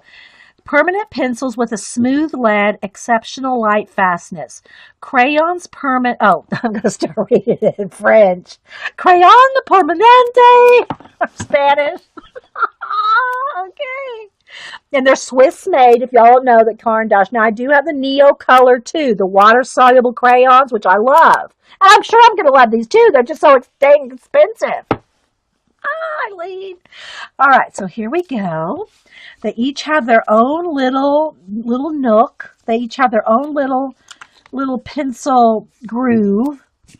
Can you see that? They each have their own room. They each have their own room in the house.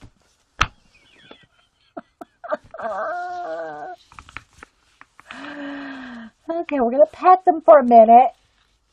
Hey, Jan.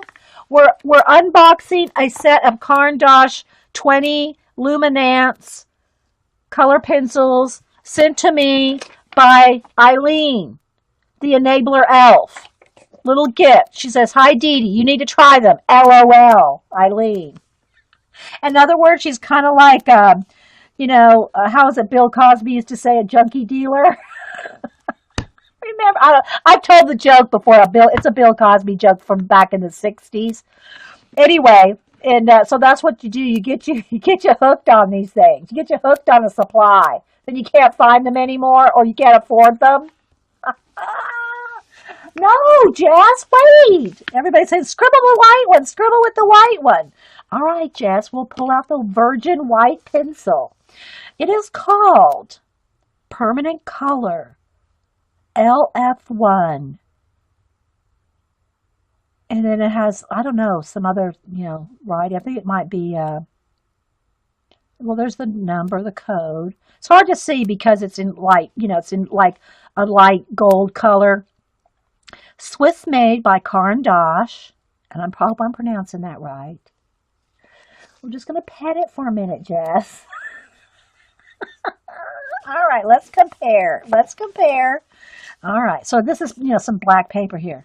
Well, I can't really tell on that. Let me get it, because this isn't padded. It's just one piece of paper on the table.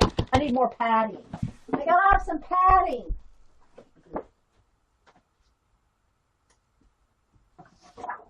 All right, let me get out some black paper here so it can have a little cushion. A little cushion. Is the suspense killing you guys? Okay.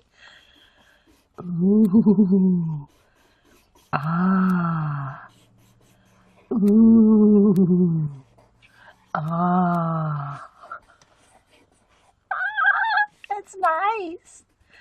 They are bright white too. Now see, I have to compare how do they feel when they go over dried acrylic paint. That's my next thing. There's only 5 left in stock at Amazon, Eileen. Vicky B just said, there's only 5 left in stock at Amazon. Don't drink in Prime. Oh, it's nice. They are smooth. Smooth as silk. And I bet they don't break either, like Prismacolors, right? They're not going to break. Awesome. Thank you so much, Eileen. Oh my gosh, you know who's going to love these?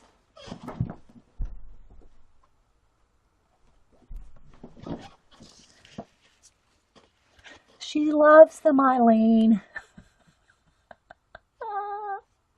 Look, she's petting them.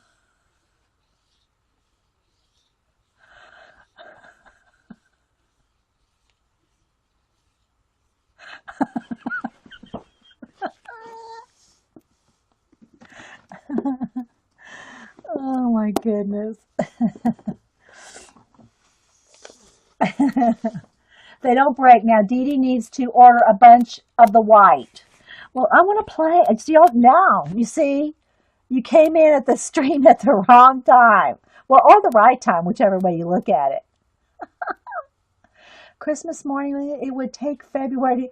Oh my gosh, yes, we kind of do drag out the gift thing in Hubster. Hubster gets it from the grandfathers. I'm not going to say grandparents. He gets this kind of stuff from the grandfathers. Okay, let's go open gifts. Everybody gathers around. Okay, wait a minute. Let me make myself a soda. Oh, good grief, we're out of ice. I'll be right back. I'm going to run down to the store and get some ice. I'll be right back.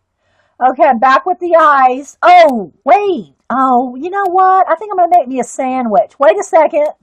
That's grandfather's thing, you know? But yeah, we drag out the gift giving. I am savoring the moment. Okay, now what I want to do is I want to test the white on top of a color. You know, like I did the little acrylic test the other day with the, let's get a purple here. That'll be, now it probably won't show up very well in the black, but I'm just going to, just wait for it. It'll just take a minute. I'm just going to put out a drop. Uh-oh, I'm out of purple. I'll be right back. I got to go get it. There we go. I just had some crusty bits on there. Okay, so I'm just going to put out some purple here. Because what I want to do is test out the color. I want to test out the white on top of that. So hang on. I'm going to dry it first. I'm not going to ruin my pencil. So let me get a baby wipe. Clean off my hand. Let's do a heat gun.